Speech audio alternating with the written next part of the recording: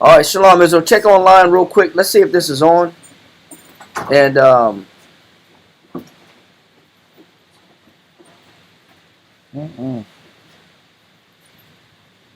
don't even think it's loading up. It says it's in the waiting session. Yeah, but that's the one that we canceled. This No, one's the new one. The Laban and Jacob? Oh, it says it's waiting also. Yeah. Yeah, this ain't even going through, bro. Then it's something. Let me see. It's something with that setting. The destination one? Yeah. Back to the Is it on?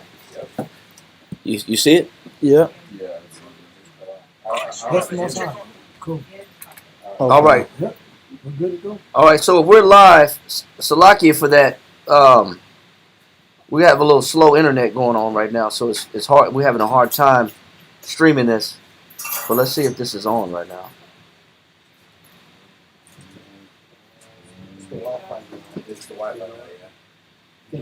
Okay, there it is. All right, so yeah, it's on. It's on. Can you hear it? Turn it up and see if you can hear it. I think people need to Yeah. turn their You Wi-Fi. can hear it? Wi-Fi off. Everybody cut your Wi-Fi off.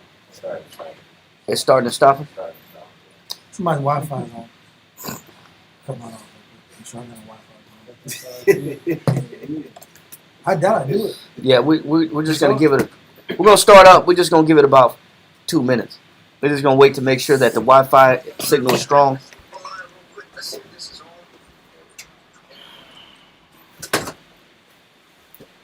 Yep. All right. So whether it's on or not, we're gonna keep going.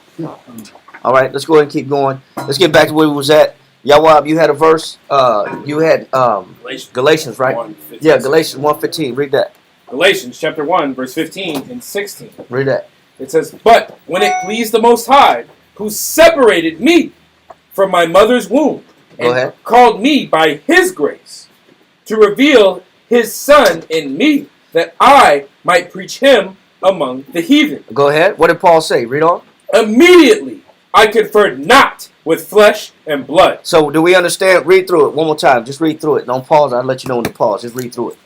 Yeah. Galatians 1:15. "But when it pleased the Most High, So he said, when it pleased the Most High to do what? who separated me from my mother's womb, Go ahead. and called me by his grace." So Paul is saying he got a charge, he got a commission straight from the Most High, and it was determined to him what his job was going to be when he was born. Read on. It says, "To reveal his Son in me, Go ahead. that I might preach him among the heathen. Go ahead. Immediately I conferred not with flesh and blood." He said immediately he conferred not with what? Flesh and blood. So Paul said it didn't matter what I was going to lose. It didn't matter the effect it was going to have on me on a personal level. He said, but what you said? Need a pocket. Oh, it's like He said he immediately conferred not with what? Flesh and blood. He said so it didn't matter what he was going to lose. Once he understood what his job was in Christ, he said whatever I got to lose, I'm willing to lose it because I understand what my job is in Christ. Read on. Verse 17. Give No, he said neither conferred I with what? Flesh and blood, right? So these men are getting commissioned by the Father. One more in that same thread. Let's go to Exodus chapter 3, verse 4 through 6 real quick. God. Exodus chapter 3 and verse 4. "And when the Lord saw that he turned aside to see, the Most High called unto him out of the midst." And so this is when Moses was being summoned by the Most High to do a job. Read on. God. "The Most High called unto him out of the midst of the bush and said, Moses, Moses. And he said, Here am I. And he said, Draw not nigh hither. Put off thy shoes from off thy feet. For the place whereon thou standest is hollow ground. Read on. Moreover, he said, I am the power of thy father, and the power of Abraham, the power of Isaac, and the power of Jacob. So the Most High introduced himself to Moses as the power of Abraham, the power of Isaac, the power of Jacob. Read on. And Moses hid his face. So Moses hid his face. Why would Moses hide his face? For he was afraid to look Stop. Because he was what? Afraid. So a lot of times when men get commissioned by the Most High, a lot of times they're ruled with what? Fear. They're ruled with fear. They're afraid. When the Most High sets you on a journey to walk by faith, a lot of times men are afraid. That's the first wave of spirits that hit a person. Sometimes it's the first wave of spirit. It's fear. Because you know what? Walking by faith, you're being asked to walk in the unknown. You're being asked to do something you've never done before. You're being asked to do a job that you're not familiar with. It's not the family business, like Peter and Andrew. So he's showing how sometimes when you get the word of the Most High that you're a servant of His, and you have a job and you're obligated to teach this truth throughout the world, sometimes what befalls people is what? Fear. Read on. And Moses hid his face, for he was afraid to look upon the Most High. And the Lord said, I have surely seen the affliction of my people, which are in Egypt. Go ahead. And have heard their cry by reason of their taskmasters. Read on. For I know their sorrows. And I am come down to deliver them out of the hand of the Egyptians, and to bring them out, and to bring them up out of that land unto a good land and a large, unto a land flowing with milk and honey. Read verse 11. God. And Moses said unto the Most High, Who am I? He said what? Who am I? That sounds like what? Yeah. Doubt. That sounds like doubt. Who am I to do what? Who am I that I should go unto Pharaoh, and that I should go bring forth the children of Israel out of Egypt? What is he saying? I'm not qualified. Mm-hmm. I'm a nobody. You picked the wrong person. You picked the wrong person. You must have made a mistake. He's basically saying that he don't feel like he's valuable enough to even be called. Right. He's second guessing himself. Yeah. You're dealing with a man whose self-esteem is low. He got low self-esteem because he doesn't think he's important enough to do what the Most High is asking him to do. And a lot of times we get this mentality of, well, maybe if I was so-and-so, maybe if I was this person, or maybe if I had this opportunity, or maybe if I was in this position, or maybe if I had this particular education or wealth, we make excuses versus embracing what the Most High called us into. We make excuses, and we reduce ourselves and what we're capable of because we're the ones that tell ourselves I'm a nobody. We're the ones that tell ourselves I'm ill-equipped to be able to walk this walk of faith that the Most High called me for, right? And this is what the Most High doesn't want you to do. Let's go to Joshua chapter 1, verse 1 real quick. Read this real quick because we want to kind of set the tone before we step into what Jacob is being asked to do, because what we're finding out is that this walk of faith is exactly what Jacob is being sent on. He's being sent out by his father to go find a wife and also to go build. And we're going to show that in just a second. Joshua 1:1. Yeah, start at verse 1, read on down. Joshua chapter 1, verse 1. Now after the death of Moses, the servant of the Most High, it came to pass that the Most High spake unto Joshua, the son of Nun, Read. Moses, minister, saying, Moses my servant is dead. Now therefore arise, go over this Jordan, thou and all this people, unto the land which I do give to them, even unto the children of Israel. Okay, so we're going to kick the camera. So let's be careful. That's cool. That's cool. Leave it right there. Go ahead. Verse 3.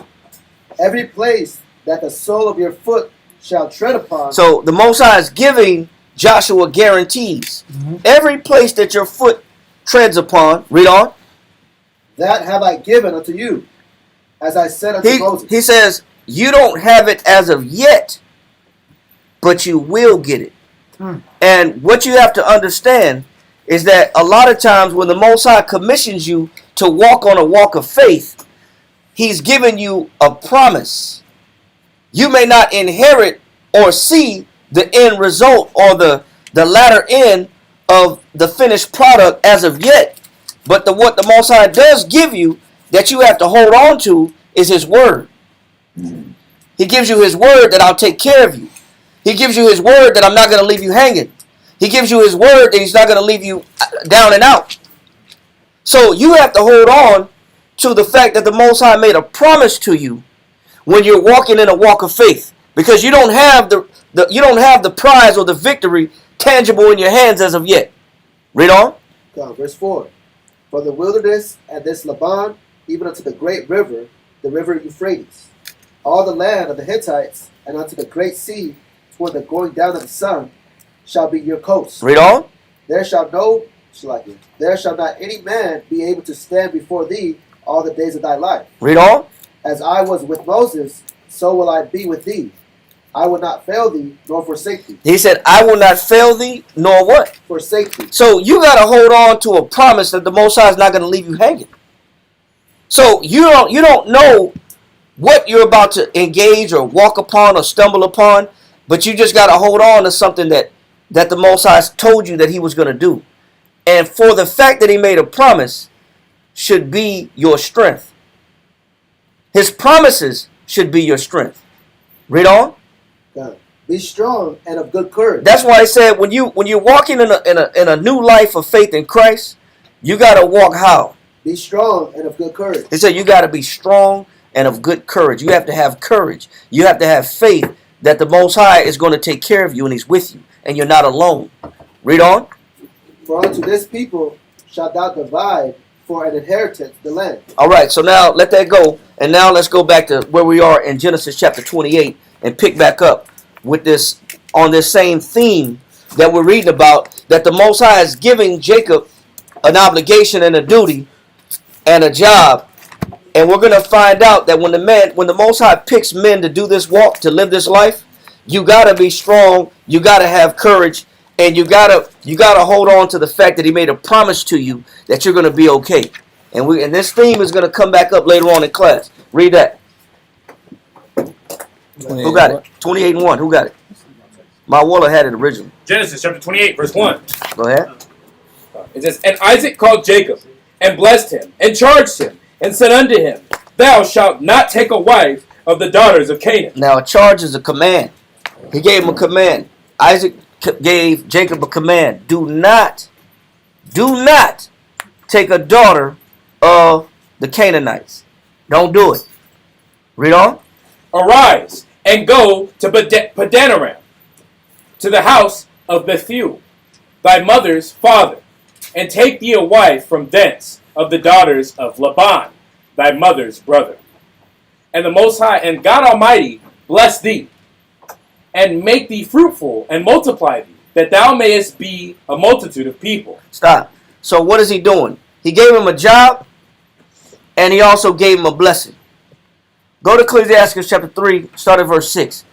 This is what in the Apocrypha. This is what Isaac is guaranteeing his son. He's giving him a command, and he's also giving him his blessing. And he's asking the Most High to bless him and to be with him. He says, And the Most High Almighty bless thee, and make thee fruitful, and multiply thee, that thou mayest be a multitude of people.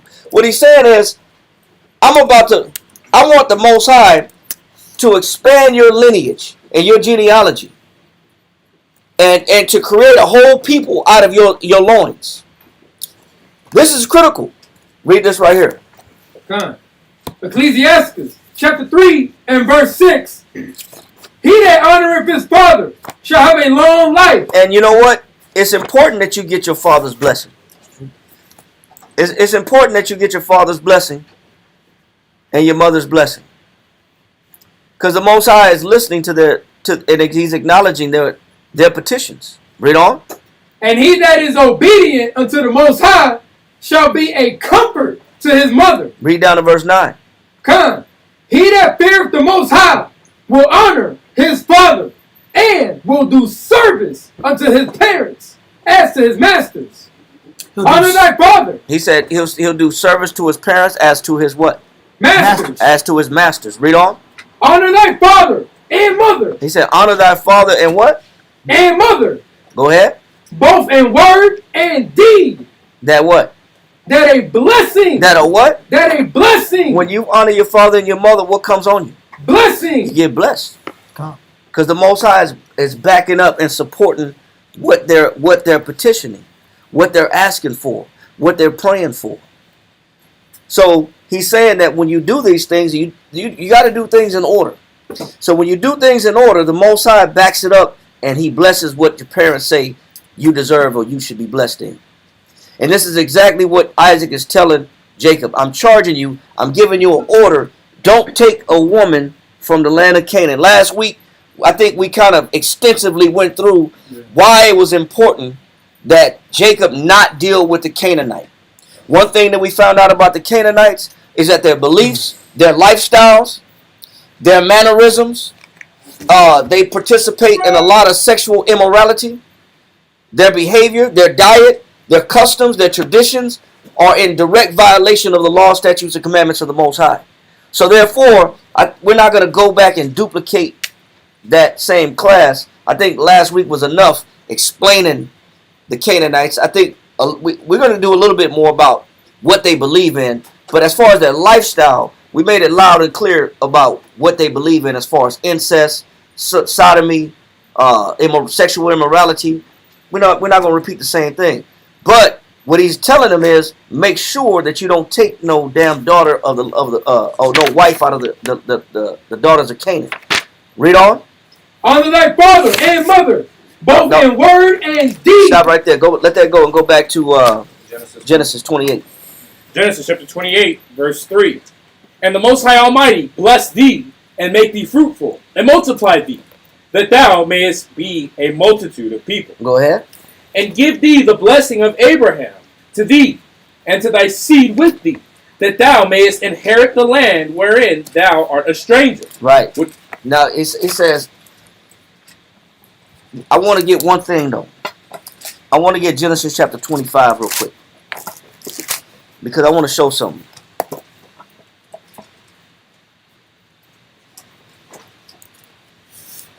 I want you to get Genesis chapter 24. Start at verse 1. Genesis chapter 24, verse 1. Read that. And Abraham was old, and well stricken in age. And the Most High had blessed Abraham in all things. And Abraham said unto his eldest servant of his house, that ruled over all that he had, Put, I pray thee, thy hand under my thigh. So he said, put your hand under my thigh. Meaning, this is a way that he had a contract. He was making a contract with an agreement with his eldest servant. Read on. And I will make thee swear by the Most High. He said, I'm going to make you swear by the Most High. Now, this is Abraham. He's making his eldest servant swear by the Most High what? It says, the power of heaven and the power of the earth, that thou shalt not take a wife unto my son of the daughters of the Canaanites. So, You better not. Abraham felt the same way. Where do you think Isaac got this from? Where do you think Isaac got this from by telling his son, do not take a wife of the daughters of Canaan? Where do you think he got it from? He got it from his father. Because Abraham, even on his dying bed, on his deathbed, said, make a promise to me that you won't let my son marry these damn Canaanites. Make sure you make a promise. I do not want my children marrying these damn Canaanites. It's something about these Canaanites that Abraham was disgusted with. That disgust traveled from Abraham to Isaac, and to Isaac to his son Jacob. This is why he told Jacob, hey, listen, get out of this land. Go to your kinfolk, go to your mother's family in Padanaram, and go get a wife for your people. Do not pick a wife from these damn Canaanites. That ain't come from just Isaac. That came from Abraham. They didn't want none of their posterity to commingle with these outside nations. And you know what? Now that might be hard to swallow because people in this modern day and age say love is love. You should be able to marry who you want to marry. No, not when you're in the Most High. When the Most High has a commission and a job for you, He's expecting there to be some type of consistency amongst your lineage and some purity amongst your lineage. He's not commingling different beliefs and different customs, different habits. We found out last week why the Most High is not doing that. Deuteronomy 7 and read verse 6. 7 and 3. Hold where you at, Yawab. God. Deuteronomy 7 and verse 3. Deuteronomy 7 and 3. You're holding Genesis chapter 24, verse 3. Read that. Deuteronomy 7 and verse 3. Neither shalt thou make marriages with them. This is in the Bible, man. The Most High don't want everybody just marrying each other. He doesn't want this coexist mentality where everybody, whoever you meet, you just marry. He understands, the Most High understands that people believe in different philosophies. They have different cultures, different customs, different beliefs, different religions, different mannerisms. Read on. Neither shalt thou make marriages with them. Thy daughter thou shalt not give unto his son. Go ahead. Nor his daughter shalt thou take unto thy son. Read. For they will turn away thy son from following me. And this is why Abraham didn't want no Canaanites, grandchildren or great-grandchildren. He didn't want no commingling. This is why Isaac told his son Jacob, do not marry these damn Canaanites. Just like my father made sure I didn't marry no Canaanite, I'm going to make sure you don't marry no damn Canaanite. Because you know what they're going to do? They're going to turn your heart from what? They're going to turn your heart away from following the Most High. Because they don't believe in the Most High. They have their own gods. Finish that? God. For they will turn away thy son from following me, that they may serve other gods. Exactly. Serve other gods, right? Now, Yahweh, let that go. Yahweh, finish that in verse 3, Genesis 24. Genesis 24, verse 3. And I will make thee swear by the Most High, the power of heaven, and the power of the earth, that thou shalt not take a wife unto my son of the daughters of the Canaanites, among them whom I dwell. He said, I can't stand these people. Abraham couldn't stand them damn Canaanites. He said, do not put my son with these Canaanites. The Most High don't want it that way because they'll convert your heart. Read on. Verse 4. It says, but thou shalt go unto my country. And that's what Abraham said. You're going to go to my country and do what? It says, and to my kindred, and take a wife unto my son Isaac. And the servant said unto... So it said, you're gonna find my son a wife for Isaac out of my country. This is kind of hell. This kind of hell that you got to catch when you start commingling beliefs, commingling nationalities. Go to Genesis chapter 27. Next reader, get Genesis 27. And I want you to go to verse 45.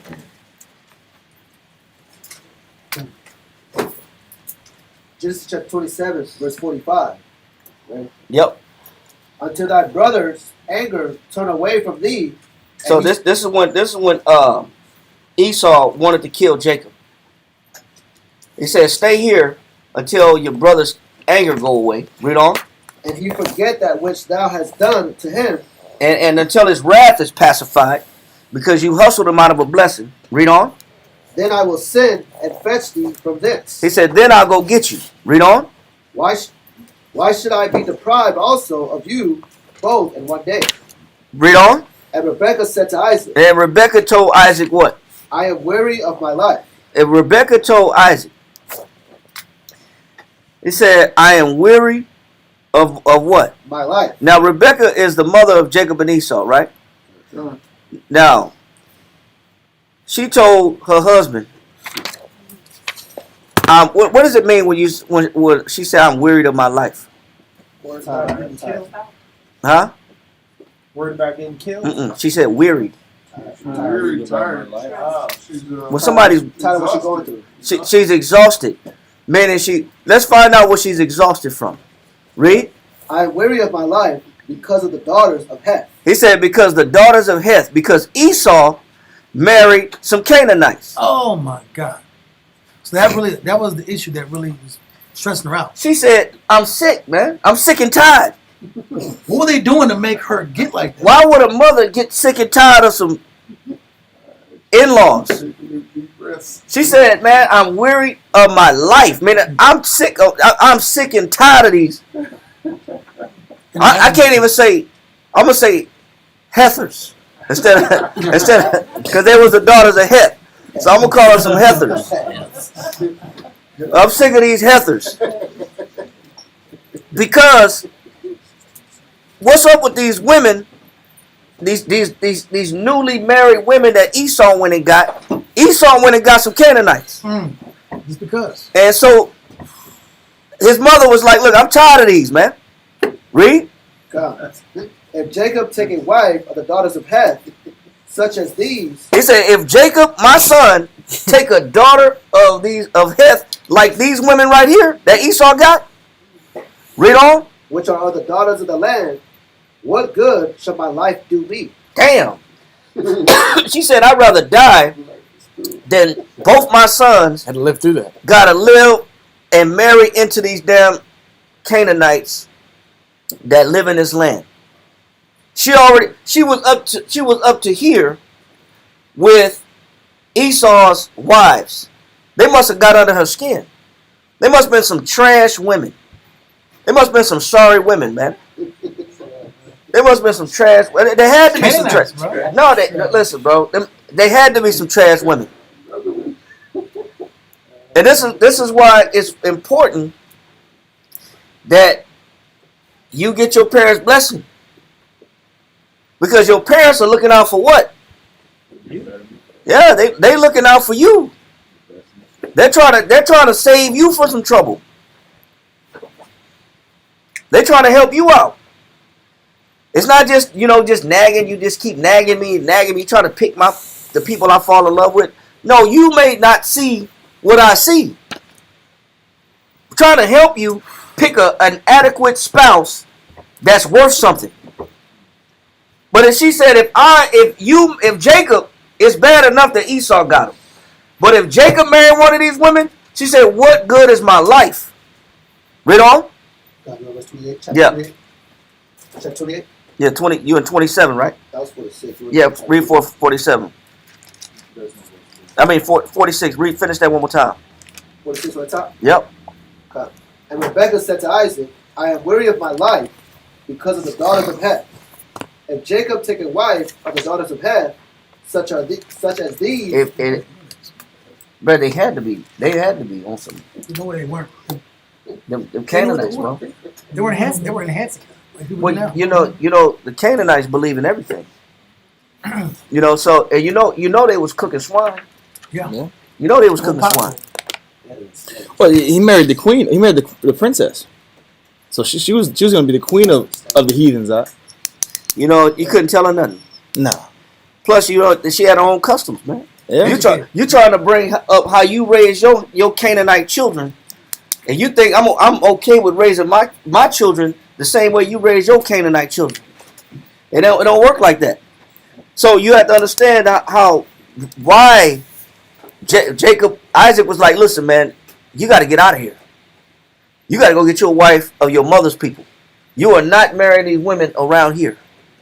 You're not going to pick from this litter. So we got to understand what Jacob is being charged to do, because his parents were sick of the people that was there, both mother and father. All right, let that go. Let's go back to Genesis 28, and let's go to verse 12. Come. No, not verse 12. We're in verse no, we're still in 4. Yeah, you stopped at 4. Yeah, it's back on. Read that, y'all. Yes, it's back on you. 74. Gotcha. Genesis chapter 28, verse 4. It says, And give thee the blessing of Abraham to thee, and to thy seed, that thou mayest inherit the land wherein thou art a stranger, which the Most High gave unto Abraham. Go ahead. And Isaac sent away Jacob, and he went to Padanaram unto Laban. And that's why it was so important that Jacob get out of there, because both his mother and his father were not going to have their child marry no Canaanites. And now keep in mind, Canaan is the children of the grandson of Ham. These are black people, but not all black people are the same. Mm-mm. These are so-called Africans. That doesn't mean that just because they black, they carry the same beliefs and the same customs. You got them Hamites. They got the rings on their neck. They got bones and plates in their lip. You want your grandbaby with a plate in their lip, with a saucer, Oh no. like a saucer in their lip, No. with a big bone in the nose, with the rings on their neck. Oh no. Mixing Hebrew customs and wearing fringes. Or the women are all bald headed. Oh, With they got cow dung put all on them, cow feces on them. Well, scarification. Yeah, or they scared. They doing the cuts on the face. wow. You don't want your kids like that, and that's why she wasn't having it. But read on. It says, son of Bethuel, Syrian, the brother of Rebekah, Jacob's and Esau's mother. Verse 6.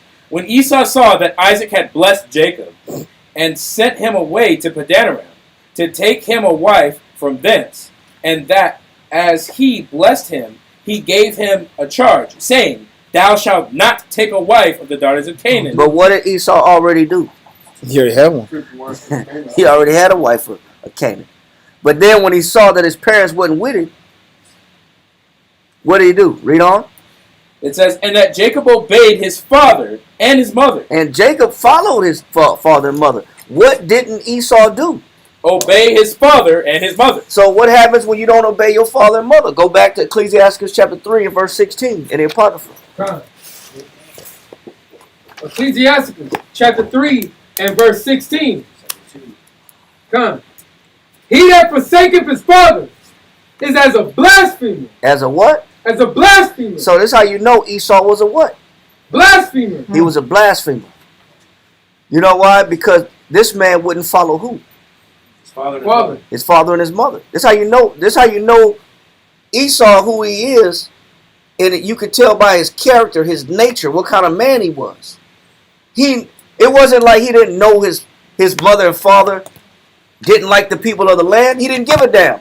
Yeah. His grandfather didn't like. His grandfather Abraham didn't like the damn Canaanites.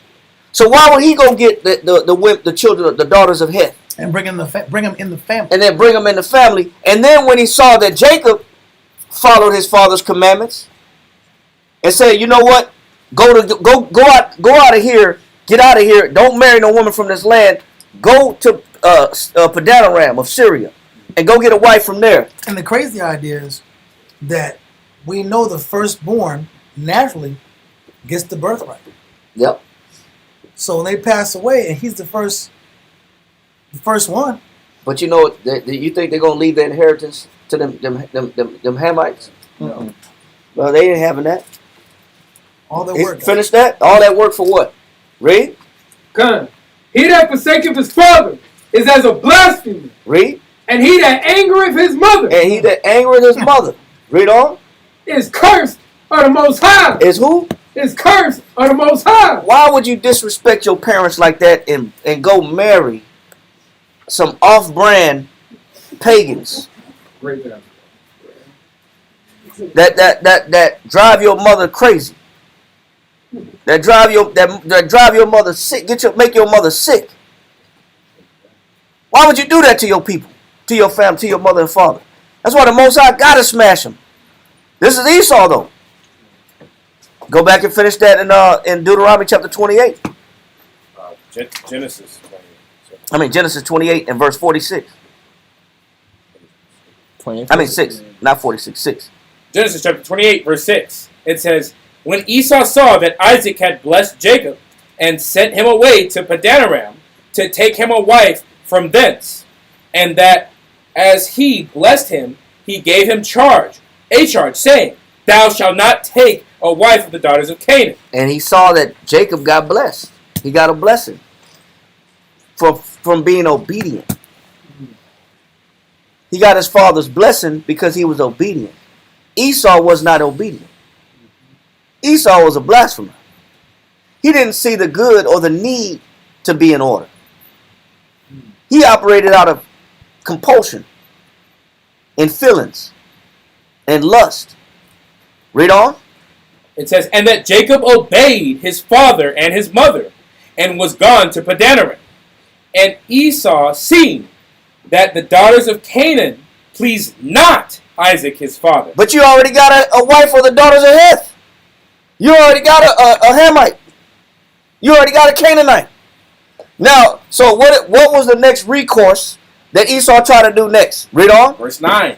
Then went Esau unto Ishmael and took unto the wives which he had Mathala, the daughter of Ishmael, Abraham's son. the sister of Nebjoth. So what did Esau do? I'm gonna go. It says my parents don't like the daughters of Canaan, which I already got a wife for the daughters of Canaan. That's not right. I'm gonna go to Ishmael, another cursed seed, Wow.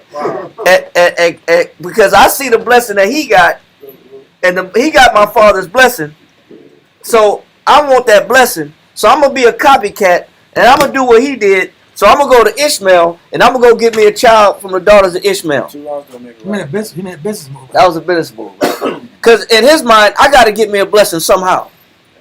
But what he don't understand is, the Most High is not with Ishmael, and he's not with Canaan.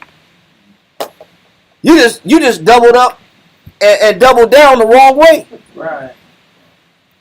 But it's showing you how it's too late at that point. You done lost your blessing in more than one way. First Jacob done hustled you out the blessing because you was too thirsty. You was gonna die if you didn't have the red meat.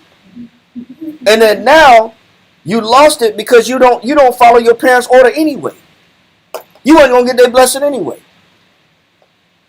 He's showing you the nature of Esau at the same time that he's introducing you to Jacob and what made Jacob stand out over Esau. It's showing you what Esau lacked. He lacked discretion. And then when he saw his brother have the advantage, then he wanted to jump on board and get on the train of obedience, but by then it's too late. Read on. Verse 10. And Jacob went out from Beersheba. Now, let's read this real quick, because we was going to do this last week, but we didn't get a chance to get into this. But just on, not only was the customs, there were, the immorality that was in the family of Canaanites, but also on the belief system of Canaanites is why Abraham didn't want his children involved with Canaan. Isaac didn't want Jacob involved with Canaanites, and Rebekah didn't want her sons marrying into no Canaanites. Let's go to read this right quick. This is in Philo 270, page 270. Let's get line 179 right here. Come here. These men then imagine that this world, which we behold, was the only world in the existing universe, and was either the Most High Himself. They believe that the earth was God. So it's showing you their religious beliefs and why Abraham, Isaac, or Rebekah wanted their children married into these Canaanites. They believed that the world was God. Read on. Or else that it contained within itself God. Or that it contained within itself God. Read on. That is the soul of the universe. Then, having erected fate, that's that universe, I believe in universe mentality. Yeah. And that means that, I can speak into the universe and I can manifest what I want. And it'll bring And you speak to the universe and it'll bring back to what I'm calling out there. If the universe blesses you. Manifestation. Yeah, I can manifest my blessings. Wow. Right. I can call out. This is not a new philosophy. This is an old philosophy. Read on. Fate. So not only do they believe that the universe is God and that you can just speak to the universe and you manifest what you want, but also they started making objects and idols out of the universe. Read on. Having erected fate and necessity into gods. Into Wow. gods. Right. So that means that if I could wish upon a star, or if I can believe in something in the universe so much, I can call out to the universe, and the universe is going to answer me back, as if the universe itself is a god. Right. This is a Canaanite belief. Yeah. This is not a new belief. Read on. They filled human life with excessive impiety. Impiety means irreverence or lack of respect to the Most High. Crazy. Excessive lack of respect for the Father. Read on. Teaching men that with the exception of those things which are apparent, there is no other cause whatsoever of anything. Meaning you have to go off what you see and what you believe, because as far as what's in the universe, there is no God. God is in the universe, and the universe is God. So that's all you got to believe in. You don't have to believe in an actual God himself. Mother Nature as well. Mother Nature also, because they're going off what they see. Read on. But that it is the periodical revolutions of the sun. So it's the sun that gives you strength that you can believe in. What else? And the moon. And you can believe in what? The moon. And the moon god. Which the moon god is Allah. Ishmael. That's what people don't understand. The moon god is Allah. That's the moon god. Yep. Read on. And but that's a Canaanite belief system. Read on.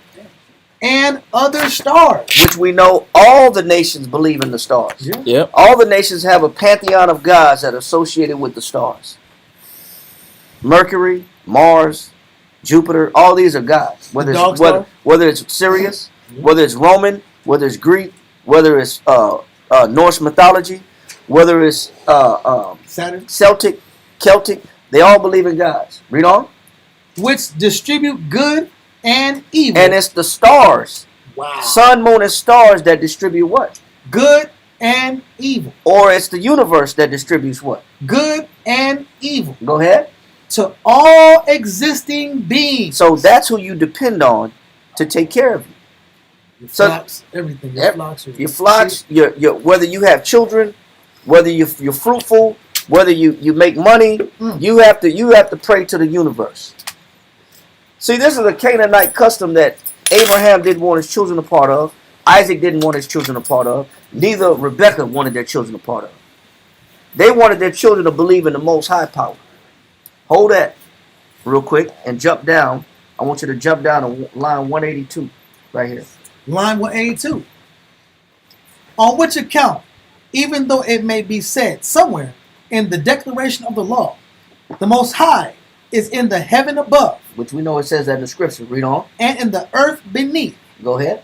Let no one suppose that the Most High is here spoken of according to his essence. Read on. For the living power contains everything. Meaning the Most High created everything. He's responsible for all creation. Read on. And it is impiety. And finally, he said it is impiety, meaning it is a lack of respect to the Most High to think what? To suppose that he is contained by anything. That the Most High is within or can be withheld within a sun or within a moon or within a galaxy or within. He said it's impossible to think that. When you go to Acts chapter 7, real quick, go to Acts chapter 7 for me real fast. Chapter 7 verse 48.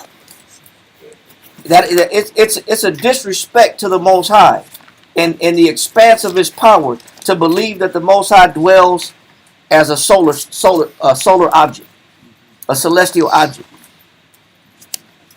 7 verse 48. Read that. Come. Acts chapter 7 and verse 48. Howbeit the Most High dwelleth not in temples made with hands. So it is impiety to think that you can constrict the Most High and say the Most High is in the sun. The Most High is the moon. The Most High is in this building. Or the Most High is in this place. The Most High is too grand to be confined to a particular location or subjected to it or isolated on a planet or to be a celestial being. Read on. Howbeit the Most High dwelleth not in temples made with hands. Read. As saith the prophet, heaven is my throne. The Most High said what? Heaven is my throne. He said the whole heaven is his throne. Man can't even go to the ends of heaven. He hasn't even traveled beyond certain. We can't get past the moon. Man can't get past the moon without damn near dying. Man can't go to the bottom, of the ocean. We to the Titan sub. Further than the firmament. Right, but that's in the firmament. Oh, the moon is? Yeah, it's in the firmament. It's outside they the firmament. They haven't been out beyond. You know what? The furthest they've probably seen is through a telescope. Through the what's the name of that new telescope they got? They got crazy. Not the Hubble. That's the old one.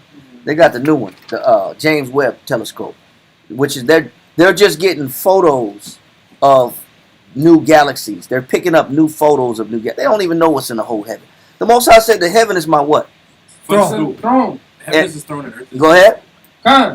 Heaven is my throne and earth is my footstool. Read on. What house will you build me? It said, what house is big enough that can contain me? There's no house big enough that you could build that can contain me. That's why when the Most High told Solomon to build a temple, it was only to rest his name. Yep. Not him. It was only for his name's sake. Read on. What house will ye build me, saith the Most High? Or what is the place of my rest? Where's my address? Where do I live at? But the nations have a belief that the Most High is placed somewhere. He's in the sun. He's in the moon. He's in the stars. The Most High said, man, I dwell in the whole heaven. The earth is my footstool. That's where I just put my feet at. Read on. Have not my hand made all these things? And that's the point. Didn't the Most High create the heavens? That we haven't even reached beyond certain limitations? How can the Most High be contained? But the nations, because they don't have an understanding of the Most High, they perceive that the Most High dwells in some type of celestial object. And they say, that's God. The universe is God. The sun is God. The moon is God. That cobblestone. The cobblestone in Mecca is to be worshipped and done revolutions around, which is nothing more than a meteorite. But this is what the Most High said. I created everything, man. You can't isolate me. You can't confine me. But he said that's disrespect to think that you could. But that's what the nations think, specifically the Canaanites. That's why they worship the stars. So this is what he's saying, but why it's impiety, why it's irreverent to believe this. All right? Give me this last part right here, 271, and I want you to read line 185. Line 185. I want you to read, the sin right here. It says, So Philo has a recommendation for the Canaanites. What is Philo's recommendation? descend therefore from heaven. He said, get your brain or your mind out of the clouds. This is his message to the Canaanites.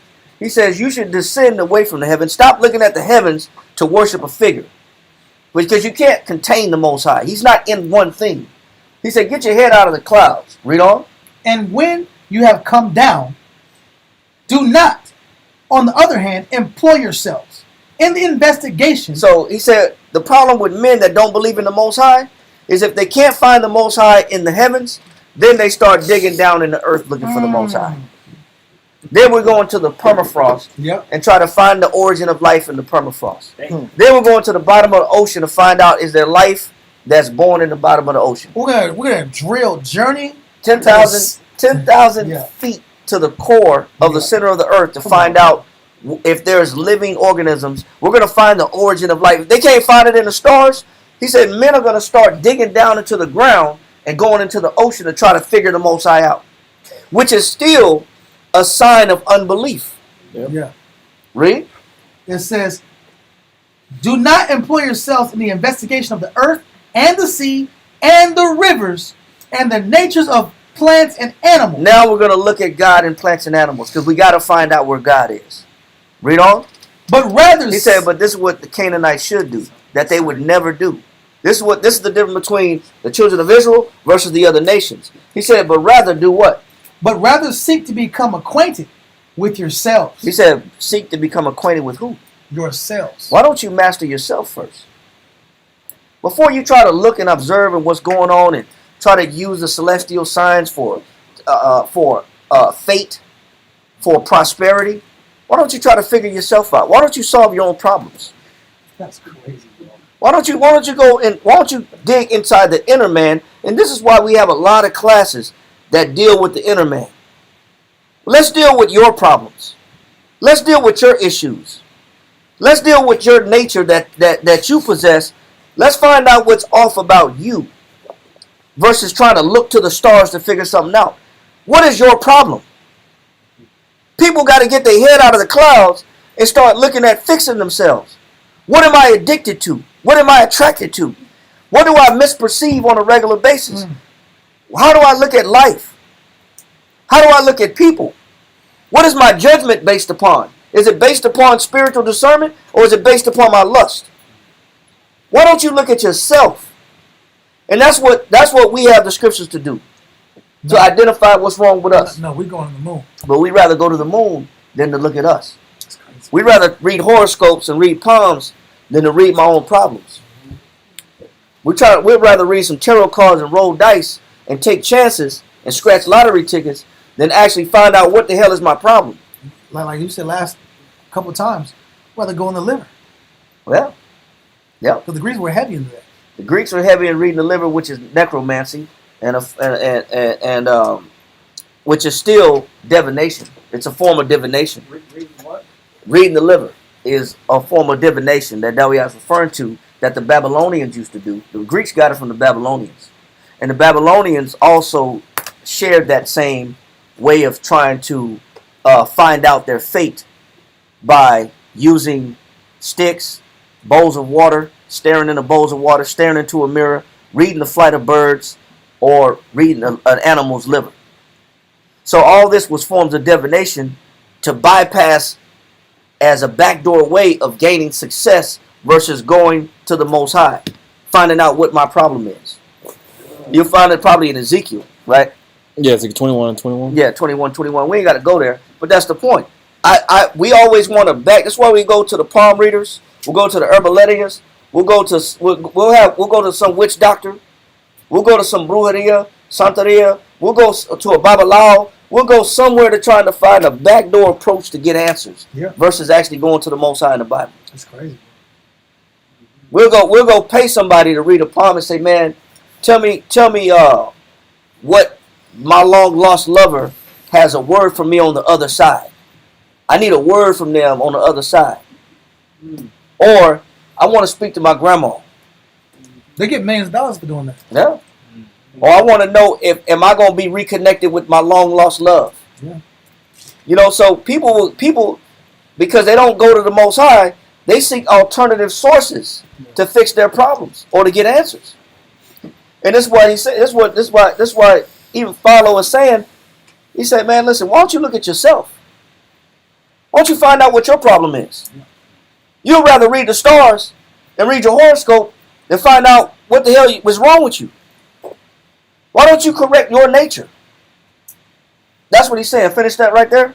It says, seek to become acquainted with yourselves and your own nature, and do not prefer to dwell anywhere else. That's it, man. Wow. Ain't nothing else, nothing else important. And you don't stop looking at the moon. Stop looking at the horoscope. Yep. Stop Stop looking at astrology. Stop trying to read your palm, roll dice, and carry rabbit's foot and lucky talisman and objects of luck. Why don't you just look at yourself and figure your nature out? Why don't you get some counseling and find out what's wrong with you? But we'll do anything and everything but do what? Seek inward. Turn our attention inward. What is up with me? Let me put my focus on fixing me. Let me fix my problems. Stop looking at everything else. But that's his recommendation. All right? So let that go. This is what the Canaanites wouldn't do. They'll look anywhere and everything, anywhere and everywhere else but themselves. All right? Let's go back to where we're at in Genesis chapter 28. And this is just more reasons why Abraham and Isaac don't want none of their children with no damn Canaanites. Genesis chapter 28, verse 9 or 10. Give me verse 10. Genesis chapter 28, verse 10. And Jacob went out from Beersheba and went toward Haran. And he lighted upon a certain place and tarried there all night because the sun was set. And he took of the stones of that place and put them for his pillows and lay down in that place to sleep. And last week we talked about why did Jacob rather sleep out in the open air than to sleep with the Canaanites or lodge with the Canaanites. He didn't like them people. Specifically in the Josephus it said what? He hated them people. In the Josephus it said he hated them people. He'd rather sleep outside than to damn dwell with them Canaanites. Read on. Verse 12. And he dreamed, and behold, a ladder set up on the earth, and the top of it reached to heaven. And behold, the angels of the Most High. Stop right there. So, last week we didn't really go into this, but we're gonna go into it now. because we just read over it, but I want to kind of touch on this because you got to understand if you'll watch movies called Jacob's Ladder, and you'll have a variety of people try to tell you what this dream is. There's a lot of different people on the earth that try to interpret the meaning of this dream of Jacob witnessing this ladder, and on this ladder, the Most High is standing above the ladder, and you have these angels ascending and descending up and down this ladder. So, to my best ability, we're gonna answer that, but not according to some false doctrine, because we're gonna show what other nations believe this dream means based on their belief. All right. So read that again in verse 12. Genesis chapter 28, verse 12. And he dreamed, and behold, a ladder set up on the earth. So a ladder is set up where? On the earth. It said a ladder is set up on the earth. Go ahead. And the top of it reached to heaven. So this ladder is connected from heaven and earth, right? It's connected. Go ahead. It says, and behold, the angels of the Most High, ascending and descending on it. He said, then the angels of the Most High ascending and descending on it. Go ahead. And behold, the Most High stood above it. And what does that mean, that the Most High stood above this ladder? What does that mean? What it's saying is, what this dream is intimating is that this is a distribution of power. The Most High has the ability to distribute power both in heaven and in earth. And what these angels are, when he says these angels going up and down, who are they? Go to Genesis chapter 32, read verse 1 and 2 real quick. Who are these angels? You want me to read it? Yes. Come. And somebody else give me You got to call him. It's him? somebody else give me Wisdom of Solomon chapter 12 verse 17. Next. 12 and 17 in the Apocrypha. We got to understand, because I know last week we just read through this dream, but I'd rather go to the scriptures and find out what this means and believe what a lot of nations say that this dream means. They even got a book on it, right? Yeah, there's a book, there's a movie, there's religious beliefs. We'll get into some of it real quick. Con, you want me to read that? Yeah, read that real quick. Genesis chapter 32 and verse 1 reads, and Jacob went on his way, and the angels of the Most High met him. And he said, and the angels of the Most High did what? Met him. Read on. And when Jacob saw them, It said, Jacob saw these angels. Go ahead. he said, this is the Most High's host. He said, this is what? The Most High's host. So Jacob recognized that this is the Most High's host. These angels have a particular purpose. They're known in this particular verse as, in Hebrew, the word makanah. The Hebrew word for the Most High's host, his angels are his hosts. That word means makanah. That word makanah means an armed troop. So these are armed soldiers. These are not just angels with butterfly wings and and they look like fairies. These are armed troops. It also means an encampment. Yeah. It also means an encampment of troops. So what Jacob is seeing is the Most High is above the ladder where these troops, these armed troops are going up and down, back and forth between heaven and earth. And who is disseminating the information or the orders to these angels? It's the Most High, because he's sitting above the ladder.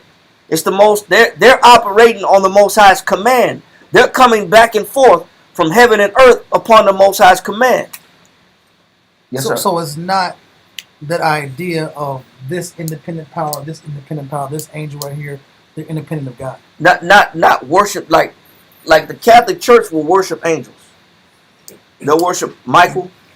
They'll have prayers to Michael. They'll worship Gabriel. Yeah. They'll have prayers to Gabriel. This is not what he's saying. He's saying that these angels operate on the Most High's command. Read. Come. And when Jacob saw Now, why did the Most High give Jacob this dream? Why did the Most High let Jacob see this dream when he was laying outside? Go to Wisdom of Solomon chapter 12 and read verse 17. Come. Wisdom of Solomon chapter 12 and verse 17.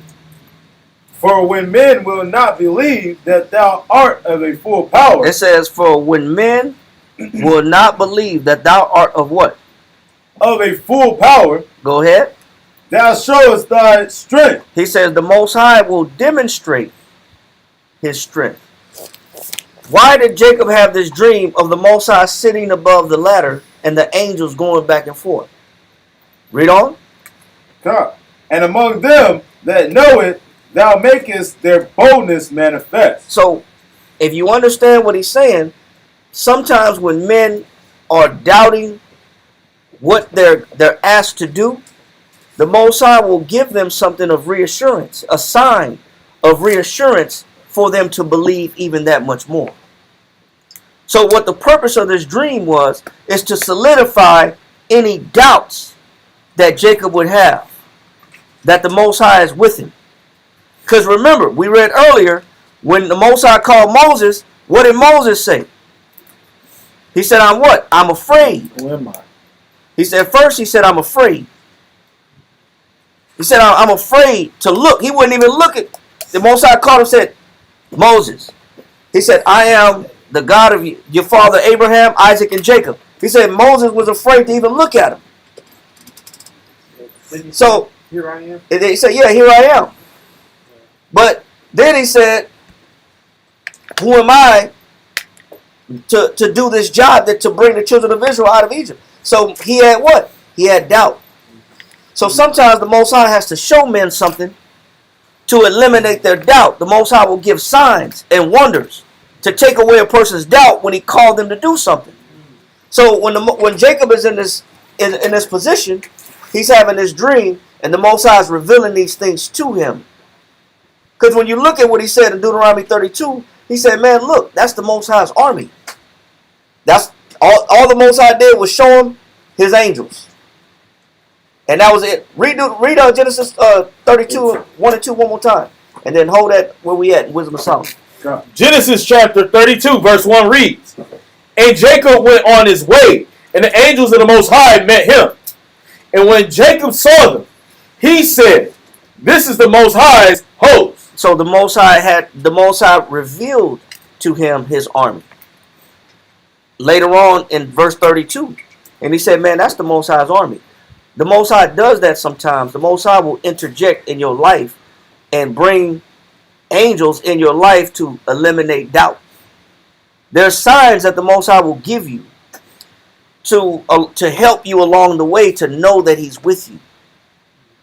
When the Most High commissions you to go on a journey. If you look, there's always signs for you to see, man, I'm not by myself. You gotta be looking though. Right. You gotta be looking and say, man, is the Most High really with me or not? Because men will doubt.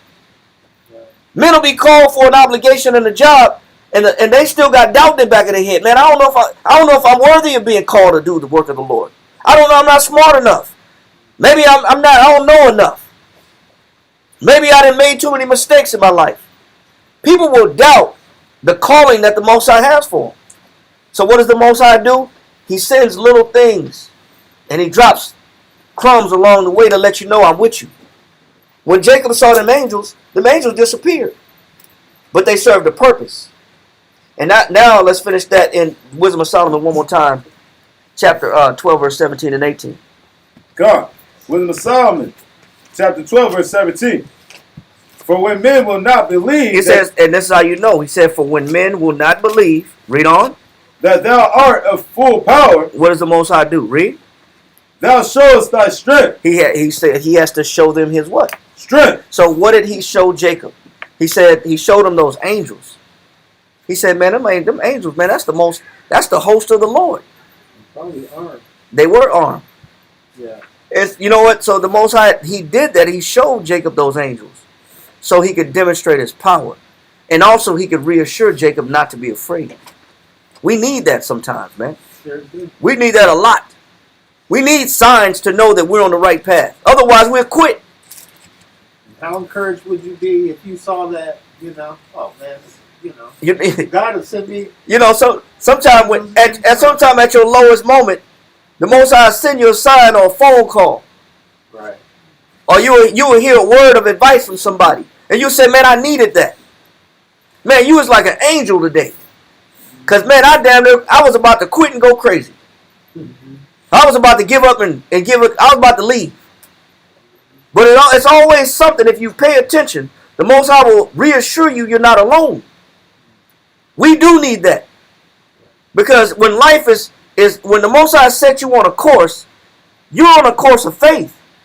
You don't know what's going on. You don't know what's good or bad, up or down. You don't know what direction the Most High got you on. So you need reassurance, especially when things start happening to you. So the Most High is doing this to eliminate any doubts that he's with him. And this is why he's showing Jacob the angels, man. You don't read about the angels after Deuteronomy 32, 1 and 2. The angel disappeared. But it was just enough to do what? Read that again, that verse. God, thou showest thy strength, and among them it was just enough to show Jacob what? The Most High strength. The Most High strength. And Jacob must have needed that. And we're gonna read the effect that it had on him after he had that dream too. Read. And among them that know it, thou makest their boldness. And he said, the Most High will demonstrate his strength to you so that you could be what?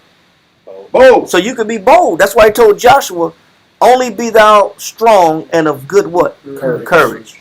He said, I just want you to be bold, man. I put you on a job, although things may seem like you're gonna fail or you're not equipped. I don't need you walking around scared doing my work. I don't need you walking around fearful, thinking that you're alone and that you have to quit because you don't have any help.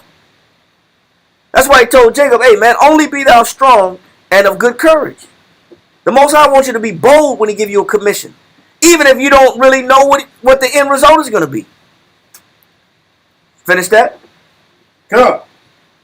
And among them that know it, thou makest their boldness manifest. And he said, for those that are confident in the fact that the Most High is with me, he says he wants their boldness to manifest. So the Most High wants Jacob to be bold, man. Don't be walking around scared, man. Even though you in the wilderness by yourself, just don't be scared though. I'm with you. So go back to where we at in Genesis chapter 28, verse 12. Genesis chapter 28, verse 12. Whenever you're ready. Read that. And he dreamed, and behold, a ladder set up on the earth. It says, and the top of it reached to heaven. And behold, the angels of the Most High ascending and descending on it. And behold, the Most High stood above it and said, I am the Most High, the power of Abraham, thy father. He said, I am the Most High, the power of Abraham, thy father. Remember, the Most High presented himself to Moses in a burning bush. So the Most High appeared to Jacob in a dream, but a dream that got his attention, that manifested the strength of the Most High. Read. It says, and the power of Isaac. The land whereon thou liest, to thee will I give it, and to thy seed. Sound familiar? Didn't he tell that to Moses? Didn't he tell that to Joshua?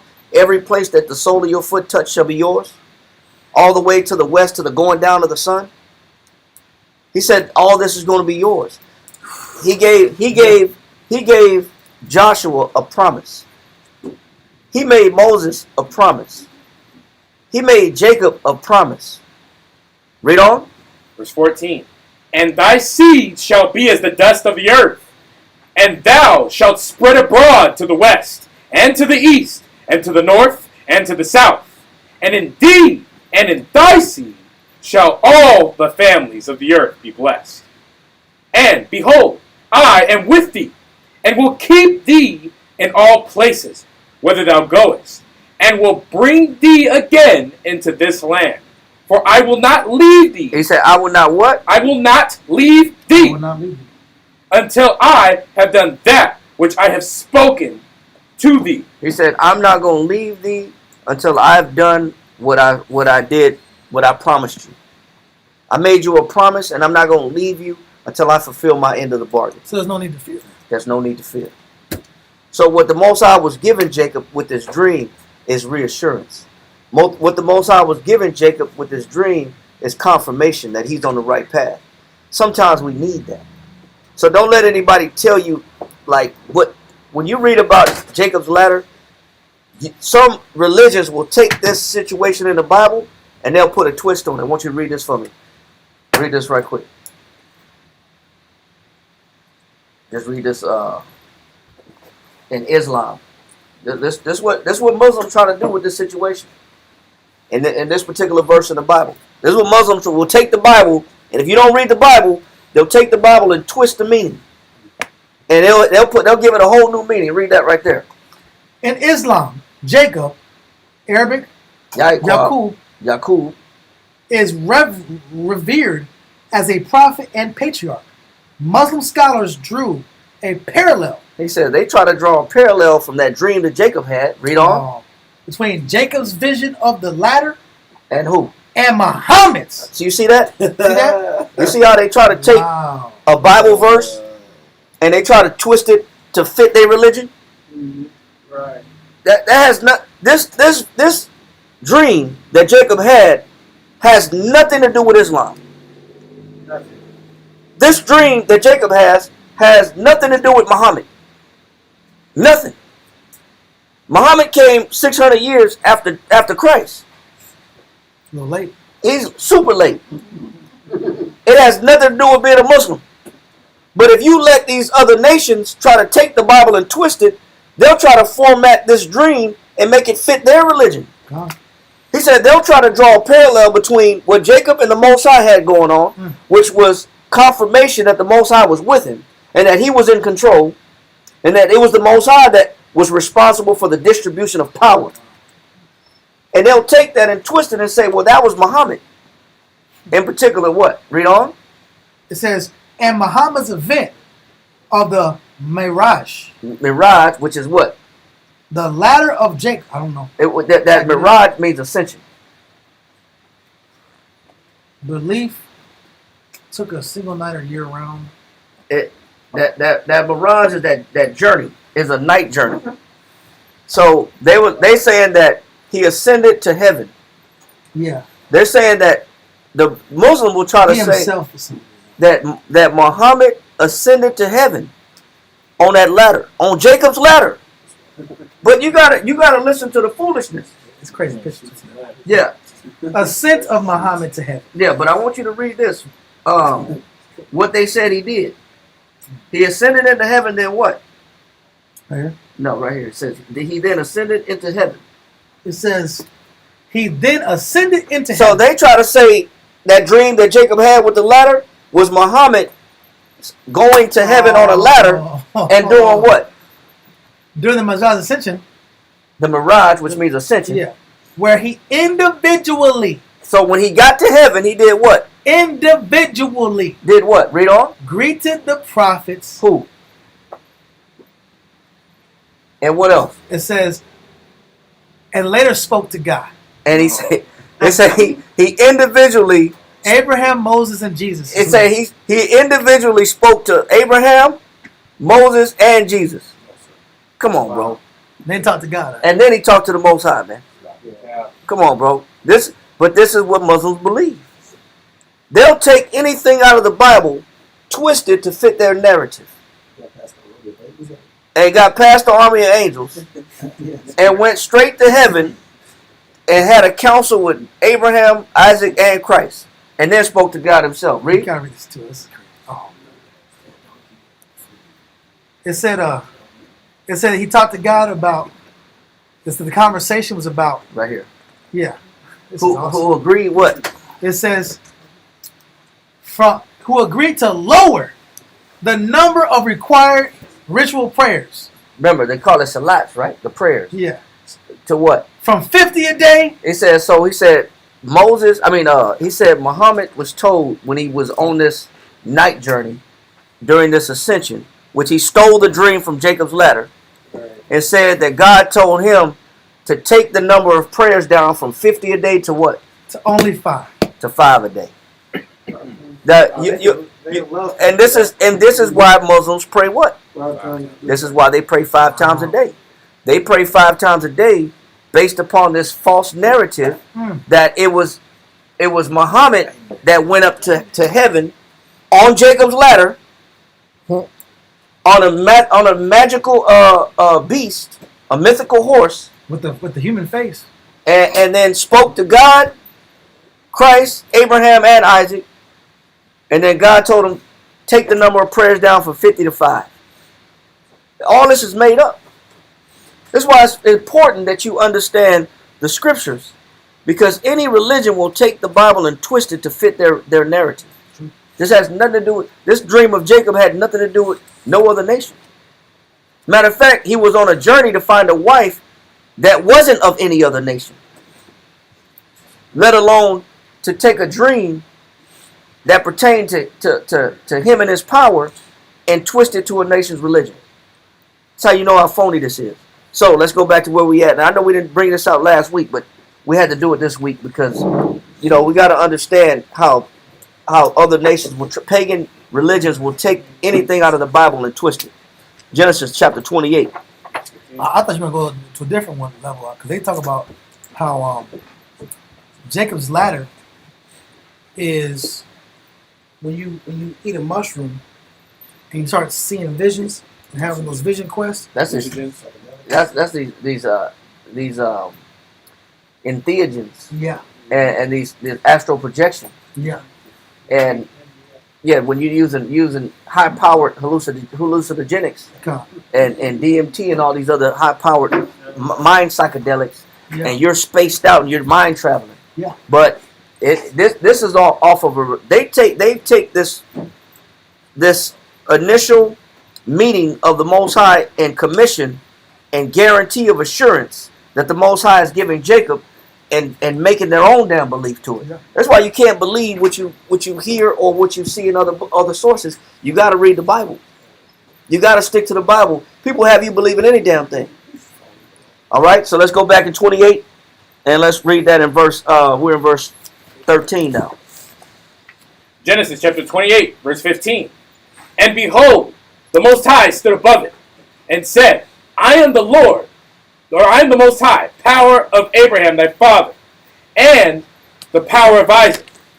The land whereon thou liest, to thee will I give it. So now, when you look at the only other thing I could say that you could pick up from this dream of these angels coming and going, and the Most High distributing His power, sitting on top of that ladder, being in control of those angels, those troops going up and down, is similar to what Solomon was praying for when the Most High was about to make him king. I want you to get this. Go to 1 Kings chapter 3, and I want you to read verse 7.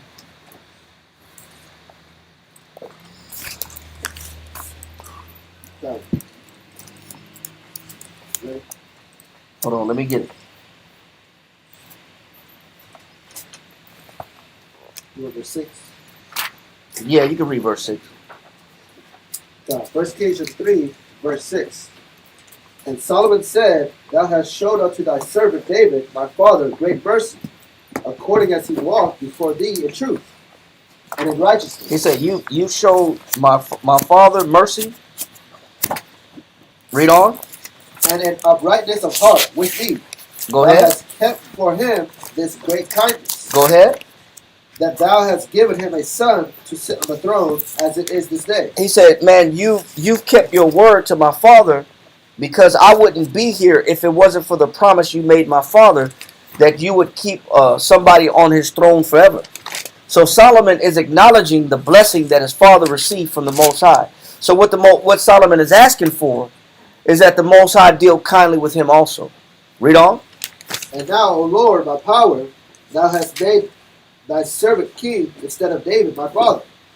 And I am but a little child. He's acknowledging that he's a little child, meaning he's unlearned or untaught. Read on.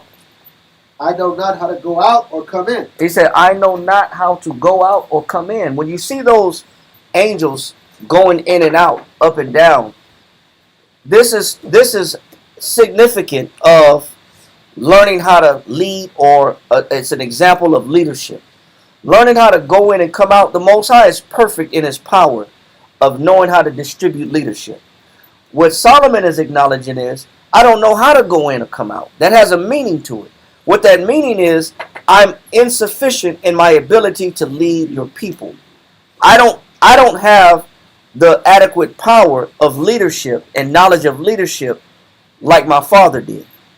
So what Solomon is asking for is that ability and that power to learn how to organize people in troops, to lead people to go out and come back in. Just like the Most High does his angels from heaven and earth, he knows how to send them down and bring them back up and send them out as troops. Solomon, on a smaller scale, is asking for that ability when it comes to leading his people. Read that part again. No, verse 7. And now, O Lord, my power, thou hast made thy servant king instead of David my father. And I am but a little child. I know not how to go out or come in. Verse 8. Yeah. And thy servant is in the midst of thy people, which thou hast chosen, a great people that cannot be numbered nor counted for multitude. Now read this right here. This is the Matthew Henry. I want you to read this right here of this particular prayer of Solomon. Read on. Let me read that right here. Lord, give. Lord, give me wisdom. So Solomon is asking the Most High for what? Wisdom. Go ahead. To rule well. So when he's talking about going in and coming out, he's referring to what? Leadership. He's asking for learning how to lead. Say it again. The ability to lead men. And the ability to rule men. He says, I don't have that ability. I'm inadequate. Read.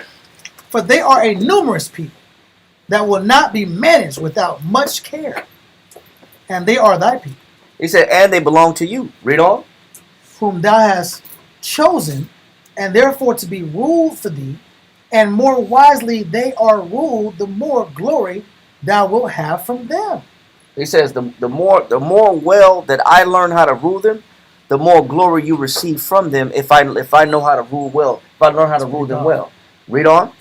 That he wanted it, as one that had a humble sense of his own deficiency. He says, but Solomon, when he said, I am but a child, he said he had a humble sense of his own what?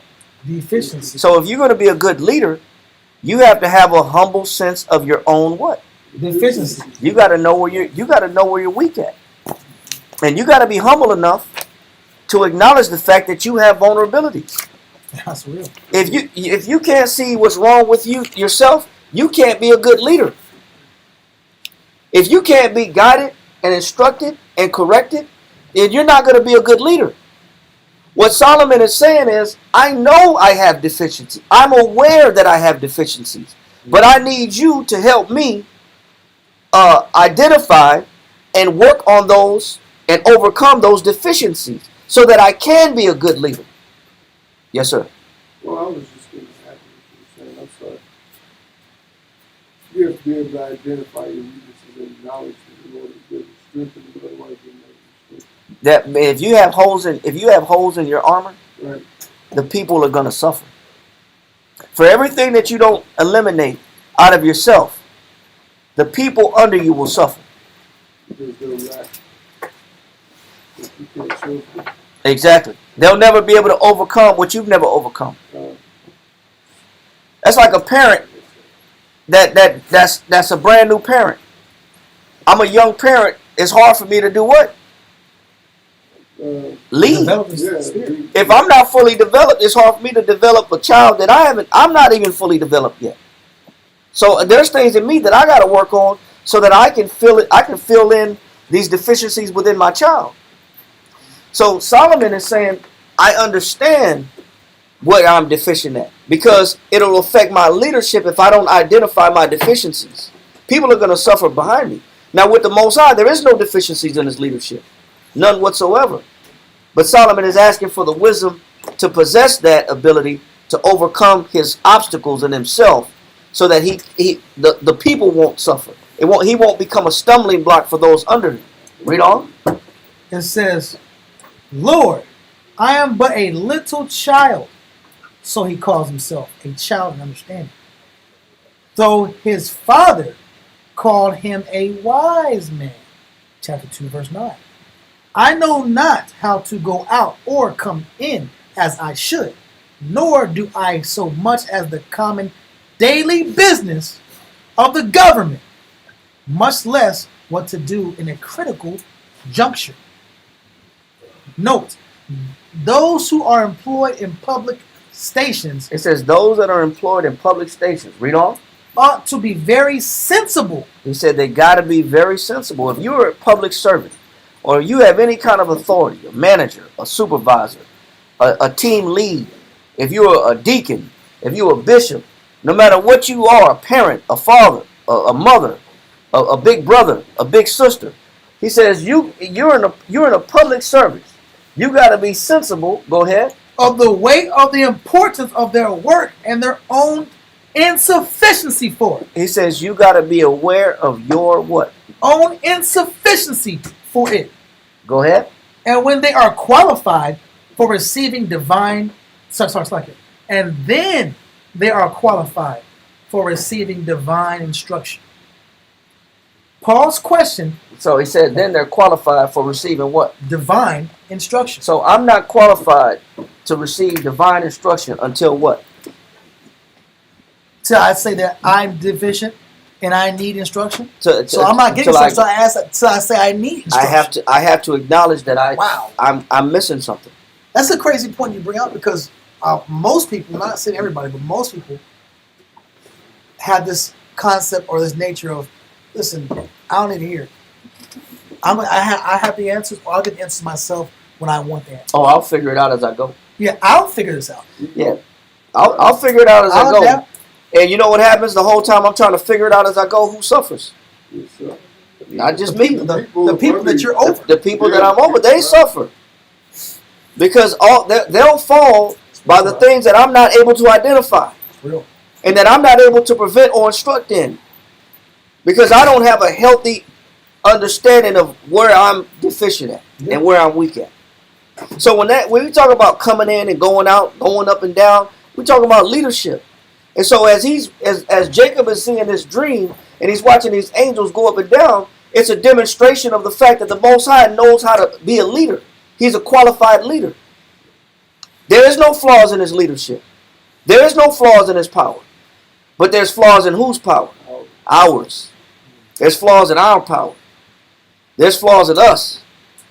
So then we have to have a healthy understanding of self. And then we gotta start looking at, man, I gotta eliminate these drawbacks. We say don't judge me. Don't judge me. Yeah, don't judge me. Everybody got problems. We're only human. We're all human. We all make mistakes. True. Only God. Only God can judge me. We say these things, but are you fixing the things that's wrong with you? Are you looking at your nature? Yes, sir. Is that another characteristic of when one surrendered? Absolutely. But that's what we're reading about that Solomon is doing. Okay. You know what? But you know, King James said the same thing. King James told his son, he said, listen, as you being the heir as a prince to become king, he said it is more onus than bonus. What that means is, yeah, King James said that. Let me read it so you understand. Yeah, he said it's more onus than bonus. That has a meaning. I don't know if I got it. I thought I got it with me. He said it's more onus than bonus.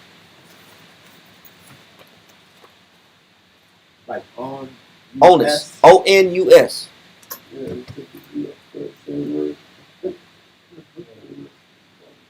He said it's more onus than bonus. And he's going to tell you why. Read this right here.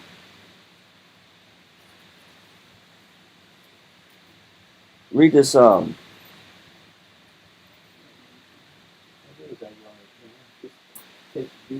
this right here.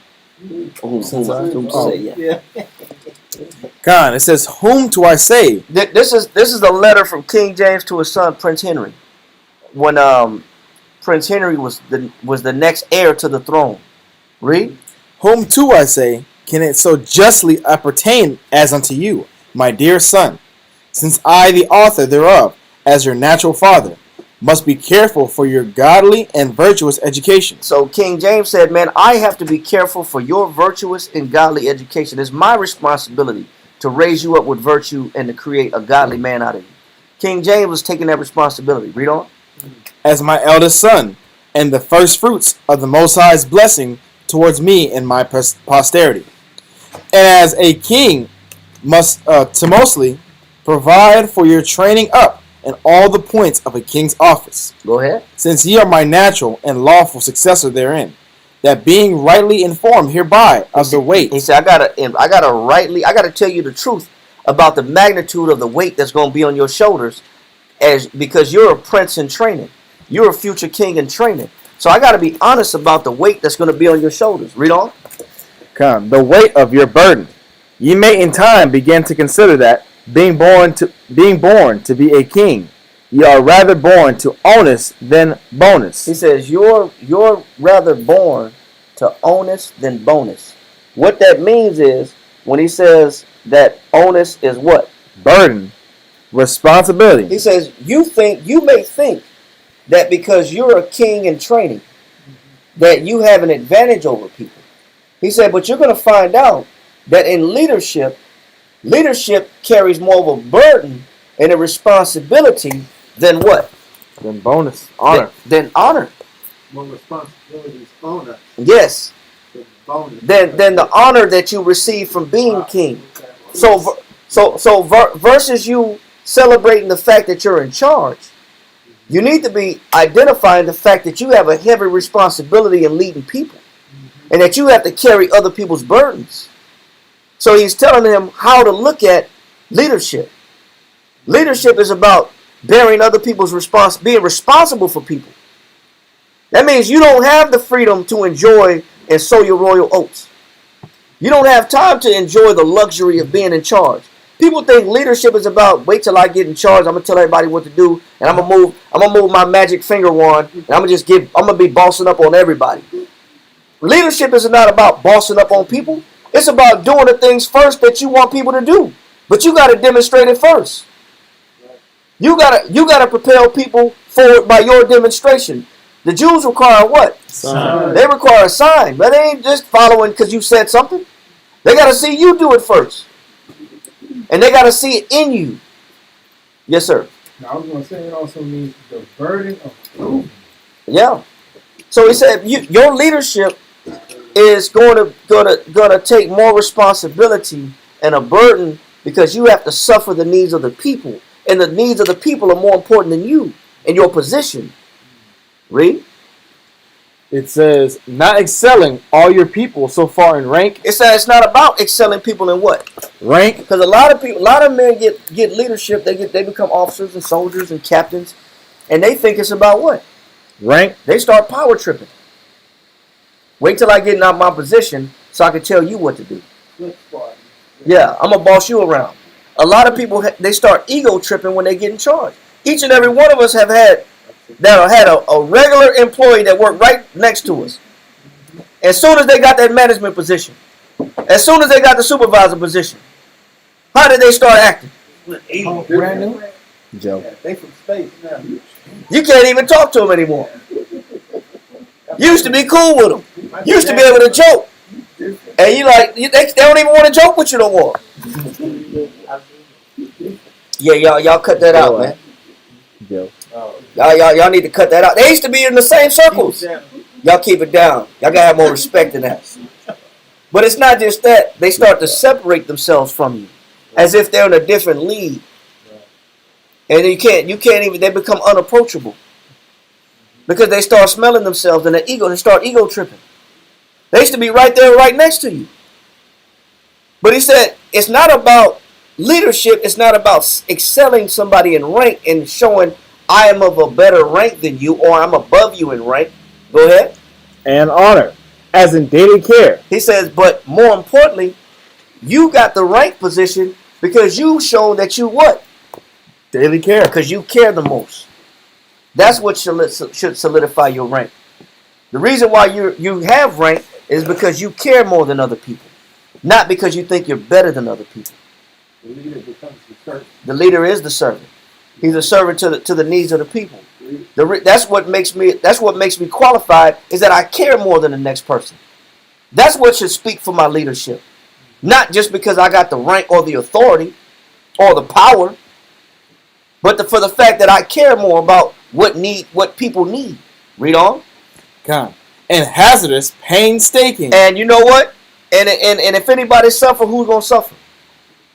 I'm going to suffer first before I let the people suffer. I'll take the loss before I let them take losses. Read on. Come. For the dutiful administration of the great office that the Most High had laid upon your shoulders. He's telling his son, this is the position of a king. You have a responsibility and an office to these people, and it's on your shoulders. You got to take care of these people. Don't enjoy the fact that you just got this rank and you got the power to boss people around. That's not the purpose of you being a king. So he's redirecting his ideas about what it means to be in charge. And this is what Solomon was praying for. So when we're looking at the Most High and men asking the Most High to bestow this wisdom upon me, what Solomon was asking for, bestow this wisdom upon me. I am but a child. I don't know how to go in and come out. I don't have the power to lead and direct these people. I'm deficient. Help me, give me some wisdom so I can lead this great nation that you put me in charge of. So as far as what we're witnessing in that dream that Jacob is having is an instrument, a definition of what it means when the Most High distributes power to people, both in heaven and in earth, and what it means to lead and direct, because that's what the Most High is about to make Jacob. Jacob is about to become a leader of a great nation. So what is the Most High doing? He's showing him what it takes throughout his dreams to be a leader. You're going to have to learn how to direct people. Jacob is about to get blessed and inherit a blessing. And did Joseph have a very similar dream? Yep. Very much so. He said I was a star or something like that? Yeah, he said I had a dream with 12 stars, and the 11 stars had obeisance unto me. Yeah. They made obeisance unto me. Yeah. And that made his brothers jealous. And then they threw in What was that word? obeisance, meaning the Most High was putting Joseph into a position of power, whereas other brothers had to come to him. They had to serve him, which was a predestined dream that he was going to be in charge over his people. So let's go back to yes, sir. Page 86. All right, let's go back to where we at in Genesis chapter 28, and let's pick that up in verse 16. Genesis chapter 28, verse 16. And Jacob awakened out of his sleep, and he said, surely the Most High is in this place, and I knew it not. He said, man, I didn't know the whole time that I would sleep outside on these rocks that the Most High was with me. The Most High revealed himself through this dream. Read on. And he was afraid and said, how dreadful is this place? There is none other but the house of the Most High, and this is the gate of heaven. Read on. And Jacob rose up early in the morning and took the stone that he had put for his pillows and set it up for a pillar and poured oil upon the top of it. And he called the name of that place Bethel. Bethel means, but Bayath means house, and it's God's house. Read. But the name of that city was called Luz at the first. Read on. And Jacob vowed a vow, saying, if the Most High will be with me, and will keep me in this way that I go, and will give me bread to eat, and raiment to put on, so that I come again to my father's house in peace, then shall the Most High be my power. He said, then shall the Most High be what? My power. So what Jacob needs is a little more proof. That's what he's saying. Sometimes we need just a little bit more proof that the Most High is with us. We need a little bit more reassurance, man. And that's what he's asking right here. Now, if you understand what Jacob is asking for, is he asking to hit the lottery? No. Because with us, we got to hit the Texas Powerball. Most High is there. And to know that God, if you with me, let me hit this Mega Millions. Yeah. Let me go ahead and hit this one ticket. That's confirmation. Let me get this car that I want, or let me get this house that I want. I need this as confirmation. I need this as confirmation that you're with me. Sometimes we create the most outlandish standard of confirmation that we want the Most High to identify, to say, I need reassurance through this way, through this method. If you are God, then bring me the wife that I'm looking for. Bring me the husband I'm looking for. Open this up. Give me the job of my dreams. Let me land this job to prove that you're God. We always set the bar to some extreme, outlandish way. But if you humble, if you truly humble, then you don't need much to know that the Most High is with you. If you truly humble, you don't need to hit the lottery to know and identify that the Most High is with you. You don't need some astronomical miracle to know that the Most High is with you. If you humble enough and you ask the Most High to just show you that He's with you, all Jacob said was, all I need, and I'll know, just make sure I have food, what? And what?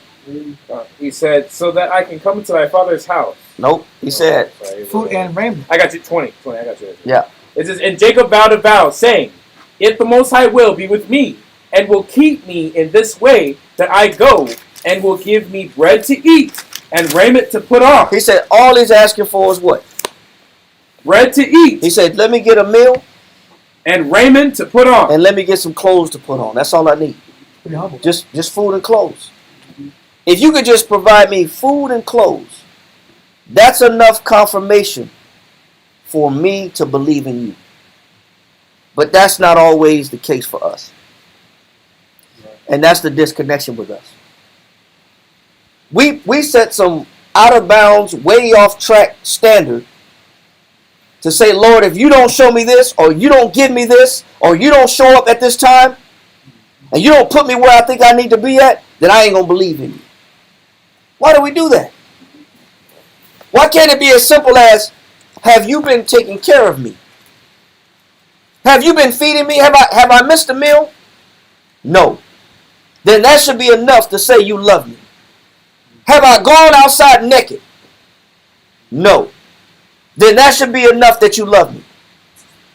Why do we need to see something astronomical? But Jacob is just saying, hey, just let me eat. Let me get some clothes. That's enough. Why is that? So we're going to read this real quick in Matthew Henry, because I like what he say about this particular point.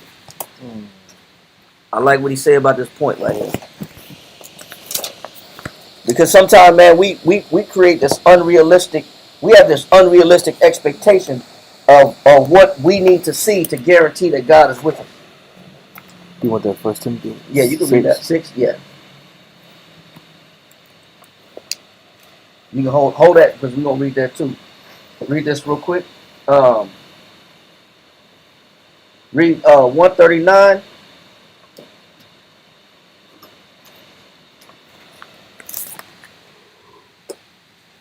Read this where it says God's promises. All right. Start at this part where it says God's promises. It says, God's promises are to be the guide and measure of our desires. It says His promises should be the what? The guide and measure. So for the fact that the Most High made me a promise, I really shouldn't need to see much of anything else. You made some pretty tall orders of promise. He's made some great promises. Right. You know what promise the Most High made us? What Christ said? Christ said, He says, I will not leave you comfortless. He said, I will come to you. Do we remember that? Do we remember that Christ made a promise to us that he would not leave us comfortless?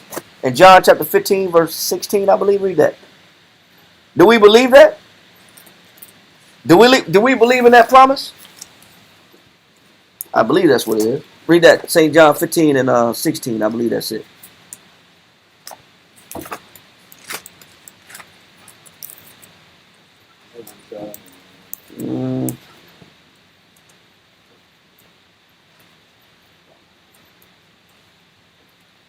No. It's give me that right. Let me get it real quick. Because it's in John for sure. Maybe 14. Yeah, 14 and 18. Read that. Come. St. John chapter 14, verse 18. I will not leave you comfortless. This was a promise that Christ made us. He said, man, I'll never leave you without comfort. You could always lean on me. You could always depend on me. Read. I will come to you. He said, if you call on me, I'll do what?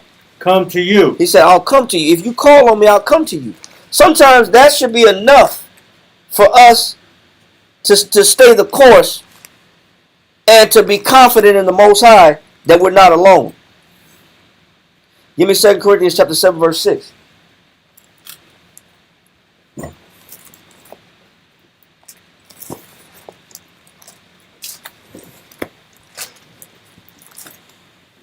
But I want you to hold that right there where it says, we're going to read this right here. It says God's promises. Read that.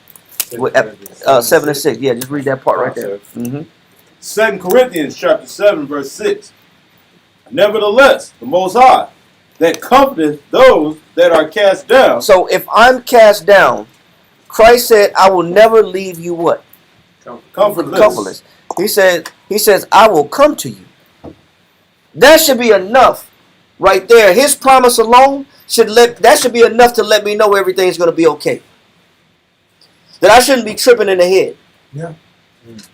That my life isn't that bad. And if it is that bad, then what must I do? Seek the Father. I gotta seek the Most High. Not 10 times more. I gotta seek the Most High. He said, I will not leave you comfortless.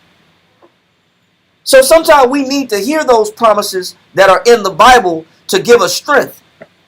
And if I'm cast down, then I haven't been looking in the Bible to find the comfort that's in the Bible. The reason the Bible is called the Comforter for a reason. When you read, we're in St. John 14 and 18, right? But when you read St. John 14 and 15 and 16, it says what? St. John 14 and 15. If you love me, keep my commandments. Read on. And I will pray the Father. He said, and what? And I will pray the Father. And Christ said, I'll pray to the Most High. Go ahead. And he shall give you another comforter. And he shall bring you another comforter. Go ahead. That he may abide with you forever. And that the Most High will be with you forever. All you got to do is pray. Yeah. All you got to do is pray to the Most High in Christ. And the Most High in Christ will come through for you. So if you cast down, you're not praying enough. If you're in low spirits, you're not praying enough. He said for those that are cast down, he said what? You had that in 2 Corinthians? Come. 2 Corinthians 7 and 6. Nevertheless, the Most High, that comforted those that are cast down. Read on. Comforted us. He said, and he'll do what? Comforted us. Stop right there. That's it. So let's read this right here in what Jacob is asking for him to be comfortable in serving the Most High, even though he's on a walk of faith. Read that. Jacob's modesty and great moderation. He said his modesty and what? Great moderation. He didn't need to have the whole world at his disposal. He wasn't being extreme. He wasn't being extreme, bro. We're extreme. We are extreme. Yeah. We ask for we got unrealistic expectations in order for the Most High to be valid in our life.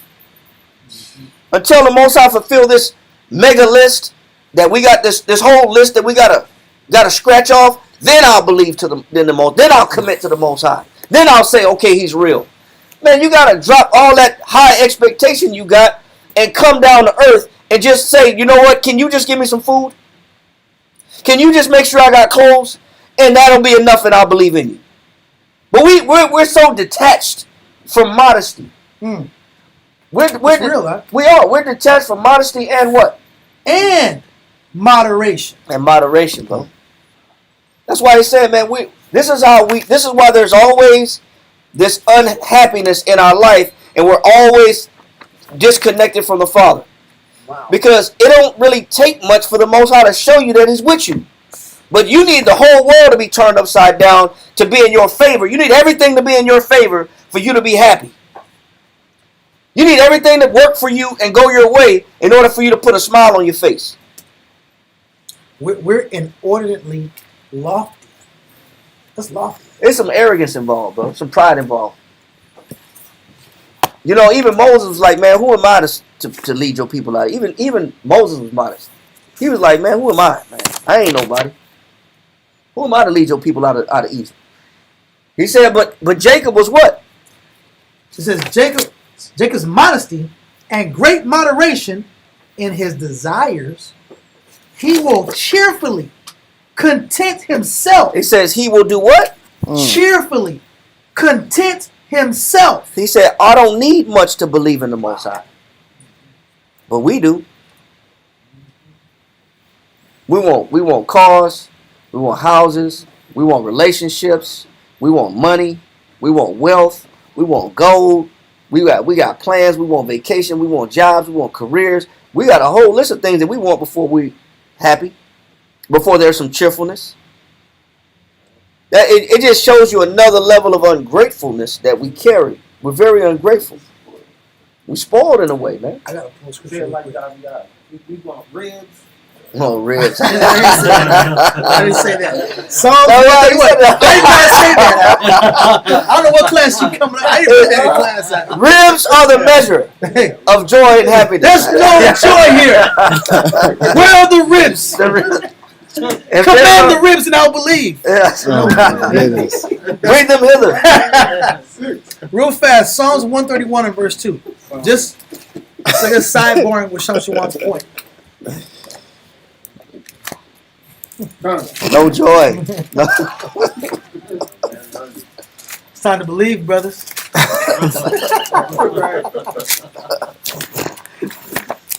Psalms 131 verse 2. Psalms chapter 131 and verse 2. Surely I have behaved and quieted myself. This is King David speaking.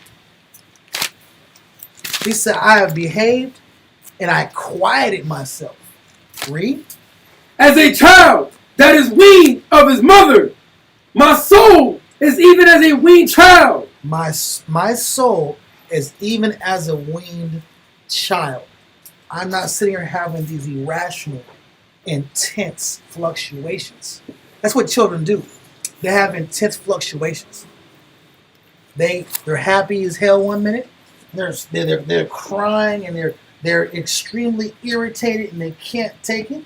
And then they're laughing and joking. Yep. All within the structure of maybe 30 minutes. Yep. Then they're asleep. Then they want to play.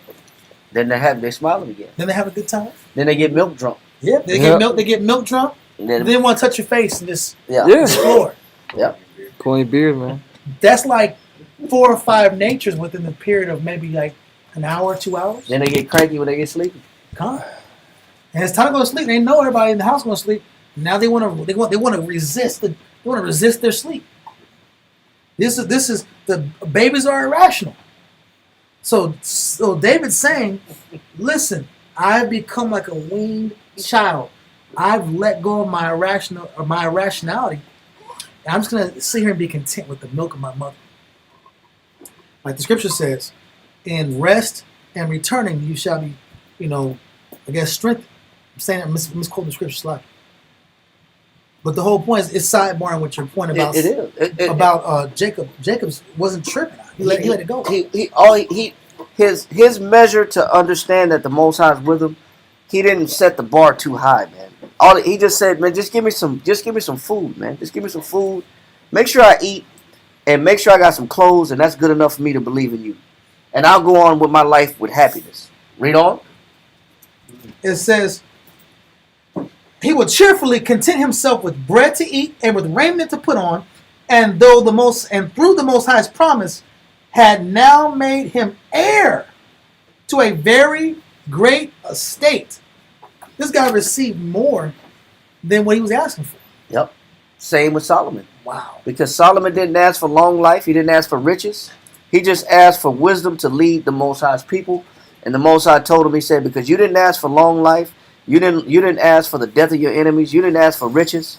He said, I'm giving you wisdom and everything that you didn't ask for. See, you always get more when you ask the Most High in moderation, when you reduce your expectations and you simplify your nature. You always get the Most High can show up and show out and give you above your expectation if you don't have this crazy ideal about what life has to look like. It has to look like the portrait you painted in your mind, otherwise you can't be happy. Then you need to throw that painting away and just put a piece of bread and a shirt on that painting. Read. It says, yet he indents not for soft clothing He said, and dainty meat. he said, even though the Most High told him he was going to be a king, he said he didn't ask for luxury items. He didn't ask for brand name items. Or he didn't ask for the best and the finest meals. He just said, man, give me some basic bread. Give me some basic food. I don't need a king's diet in order for me to be satisfied. Read on. It says, Agur's wish is his. Feed me with food convenient for me. And that's what the scriptures say. Feed me with food convenient for me. Read that right there. Nature. It says, nature is content with a little and grace with less. Go ahead. Those that have most have, in effect, no more for themselves than food and raiment. Those that have most have, in effect, no more for themselves than food and raiment. Of overplus. He says, those that have the most, they don't need but the less. He says, and those that have a surplus, which is overplus. Read on. It says, those that have most, in effect, more for themselves than food and raiment, no more. Of overplus, they have only either the keeping or the giving, not the enjoyment. He said, if I possess overplus, he said it wasn't even for me. It was for who? It was for other people. It wasn't so I could, all the extras that I possess wasn't for me for my enjoyment. It was so that I can redistribute it to other people. So it was never about me gaining. And this is where you brought up Timothy chapter 6. You can pull it there, but it's perfect because it's never about me gaining something in particular. What I should be content with is that the Most High made me a promise, and the Most High said he would never leave me, and the Most High is taking care of me on a daily basis. And if he's doing that, can I be happy? Can I be content? Is that enough for me to believe that the Most High is with me, that he's there and he's real? It was you had 1 Timothy chapter. It was 6 through 8. Yeah. 1 Timothy chapter 6, verse 6. Mm-hmm. Verse 6. But godliness with contentment is great gain. And this is why on Chapter 1's point, the godliness has to be coupled with contentment. The righteousness, the learning, the expounding on the Most High's understanding, it has to go hand in hand with being satisfied with the cause the Most High dealt with you, with the lifestyle the Most High has dealt you, with the comforts or lack of comforts the Most High has dealt you. Read it again from top. 1 Timothy 6:6. But godliness with contentment is great gain. Because what the Most High is looking for is the humility that man displays.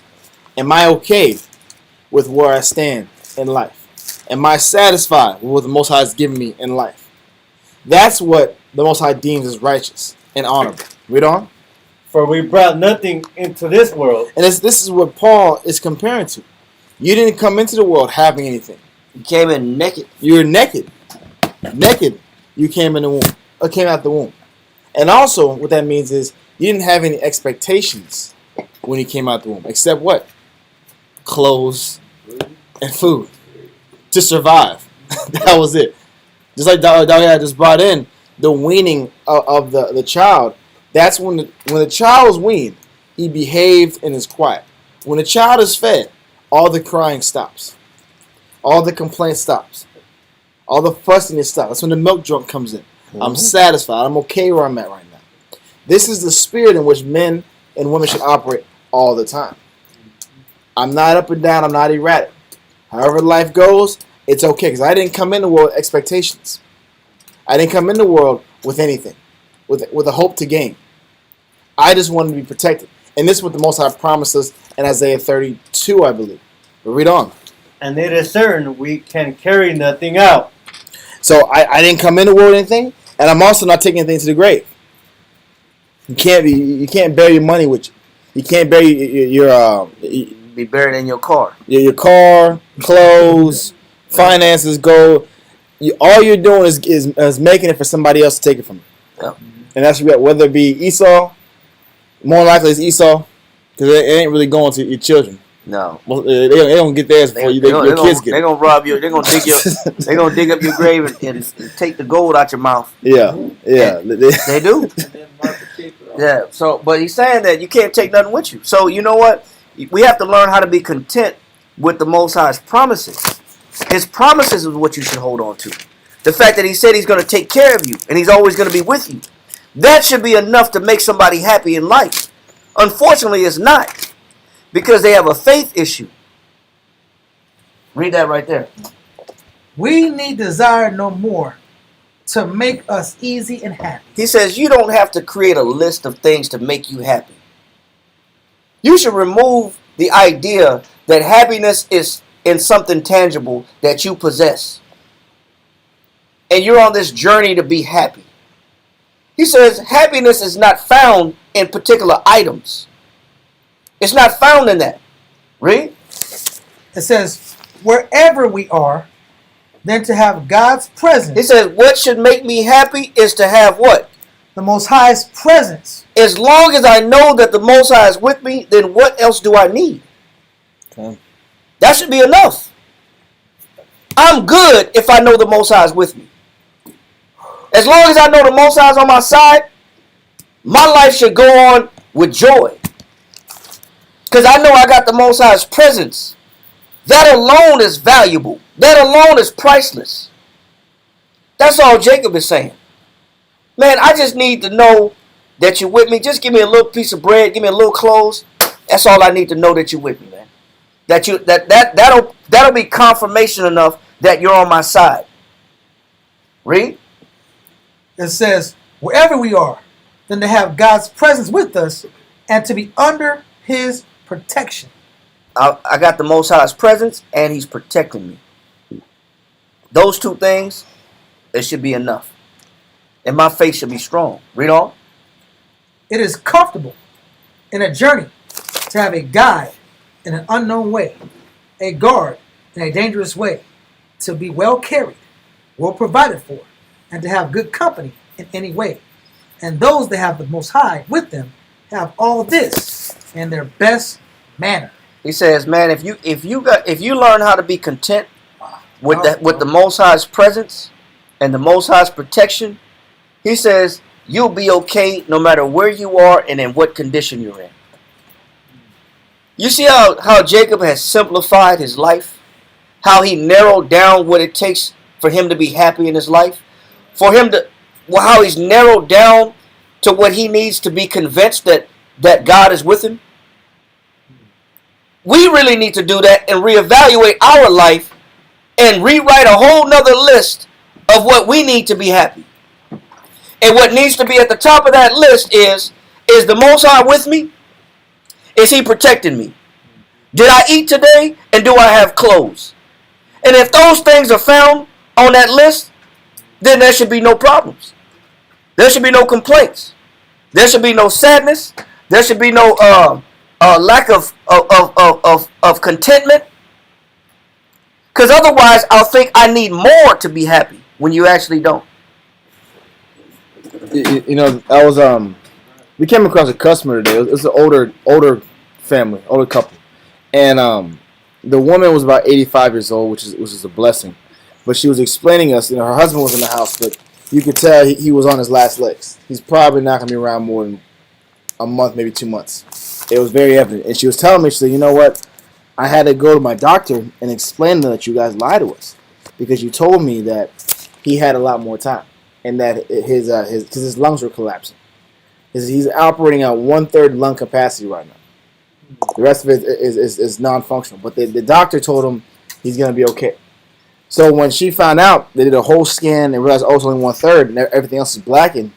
It made me think about this survey that was done.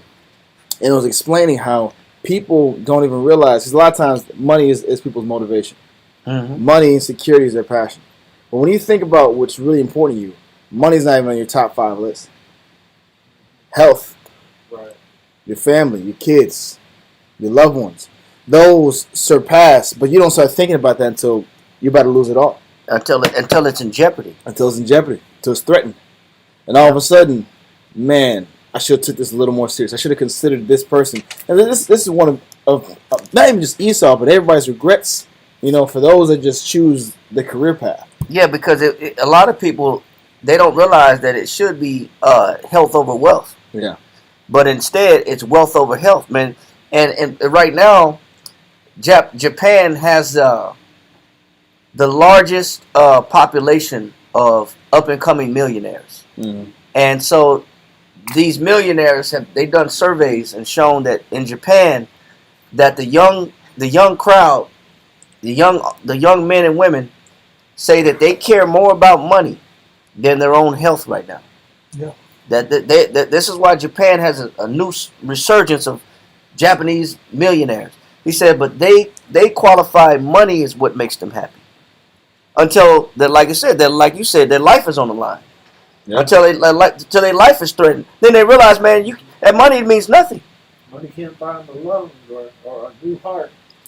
Matter of fact, give me this verse right here.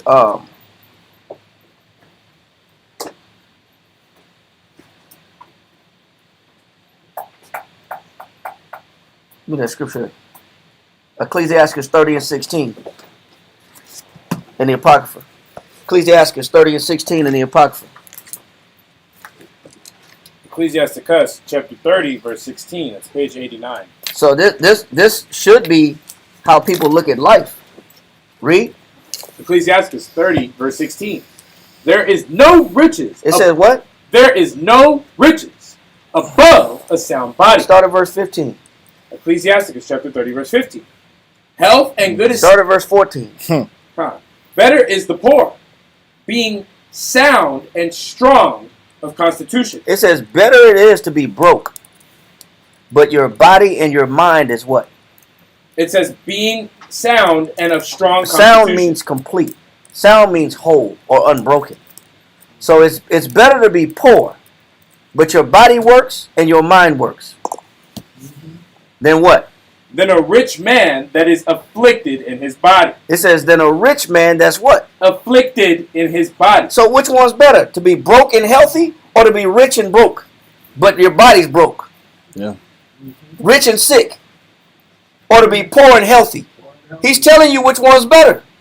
It's better to be broke, but you're healthy. Your mind works. Your body works. It's whole. It's in one piece. Versus you to have this wealth, but you're too sick to enjoy it. And it does nothing for you. Read on. Health and good estate of body. He said health and good estate of body. Read on. Are above all gold. Damn, it's telling you right there. It's more valuable than all gold. Read on. Yeah. And a strong body. And a strong body. If you're young and you strong. Read on. Above infinite wealth. Then Bill Gates money. You know, they got more money they can spend in a lifetime. But you know what? A lot of times they realize this as they get older. You know, they start trying to give it away. Yep. They try to do all these different charitable events. Because you know what they realize? Man, all this money ain't coming with me. They can't take this with me. And they're still getting benefits off of giving it away. Of course they are. But you know what? They realize it's not coming with them. Yeah. But they spent their life in what's valuable pursuing something that really doesn't make happiness. Read on. It says a strong body above infinite wealth. Go ahead. There is no riches above a sound body. He says there's no equivalent in money above a what? Sound body. You can't put a price on a healthy body, man. You can't put no price. There's no price on that. You know what? A lot of people they take the fact that my body is healthy. People take that for granted. Yeah. They're not even happy that they got a healthy body. But they don't realize that this is what should be esteemed and pursued. The fact that the Most High kept me in one piece. Because you know what's hard to do? It's hard to buy a mechanical arm. A mechanical arm don't work the same. I don't give a damn how technology has advanced. I don't give a damn how much artificial intelligence they got to it, how it can attach to the neurons in the brain, and you can move it with your thought.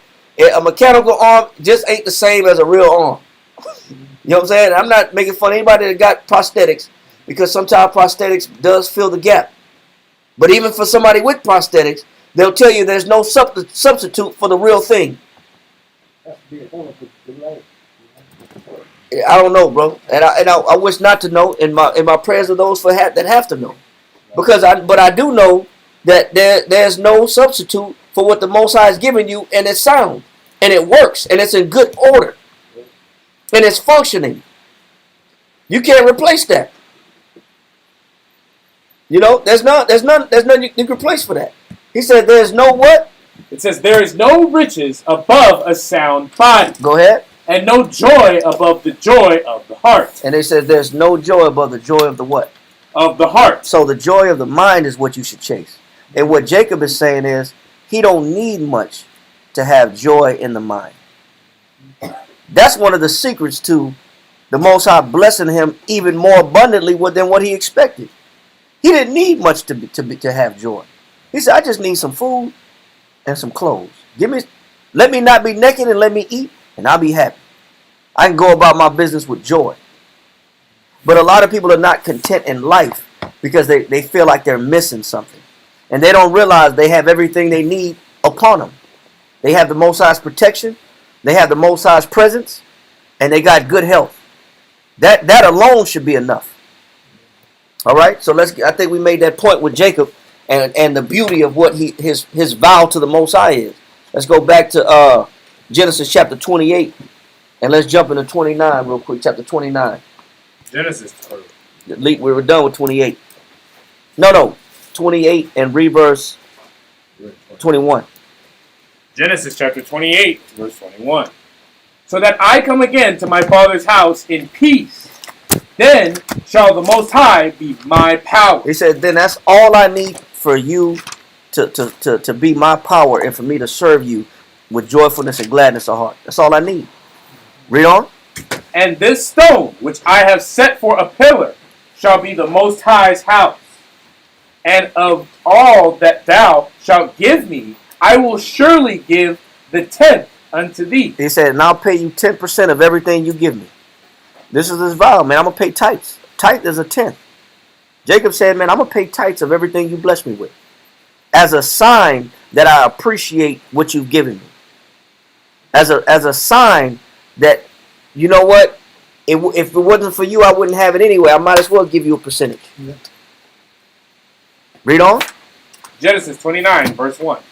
Then Jacob went on his journey and came into the land of the people of the east.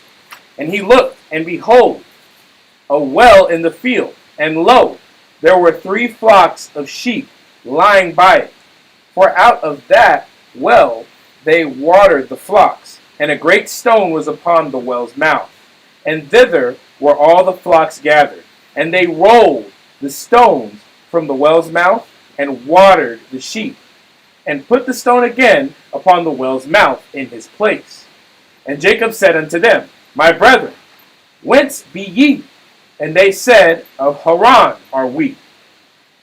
And he said unto them, know ye Laban, the son of Nahor?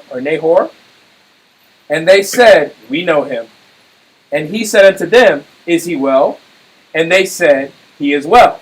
And behold, Rachel, his daughter, cometh with the sheep. And he said, lo, Is it yet high day?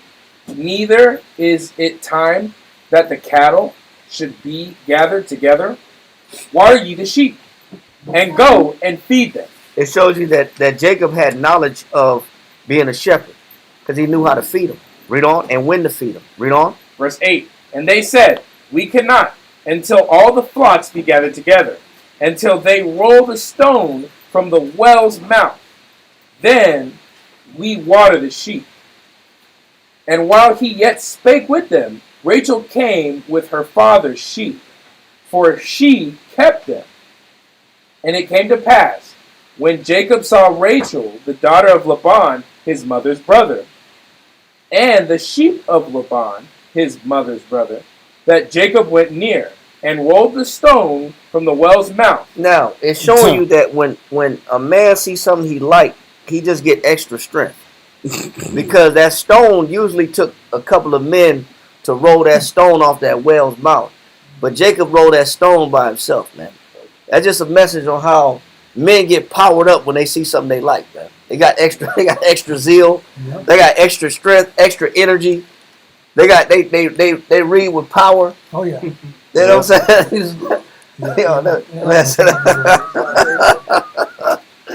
When men, it's funny, I'm not gonna say nothing, but when men put extra spirit, I'm gonna just say that. Men put extra spirit when they doing something in front of something they like. They put all kind of extra spirit out there, man. They become super brews. Oh yeah. Super brews, man. So read on. Like, The most the charitable. Lord is a good. Yeah. Seek. The like, bro, he's Like word. put regular emphasis on it. Yeah, More emphasis on it. Yeah. It's amazing, but you know what? Obviously, Jacob saw something he liked, man. He rolled that whole stone by himself. Read on. It says, and watered the flock of Laban, his mother's brother. And Jacob kissed Rachel, and lifted up his voice, and wept. And Jacob told Rachel that he was her father's brother. I just want to say the kissing wasn't like a makeout session. Now it was a sign of a greeting. Just like Issachar, you know, they're not. That's inappropriate. They're not even dealing yet. You know what I mean? I just heard that comment. Some people look at it like, oh. Yeah, they was getting active. No, it wasn't. They weren't getting active. Really. It was good to see you. It was a greeting. Now. Yeah, it was a greeting. It was a courtesy. Read on. It says, and that he was Rebekah's son. And she ran and told her father.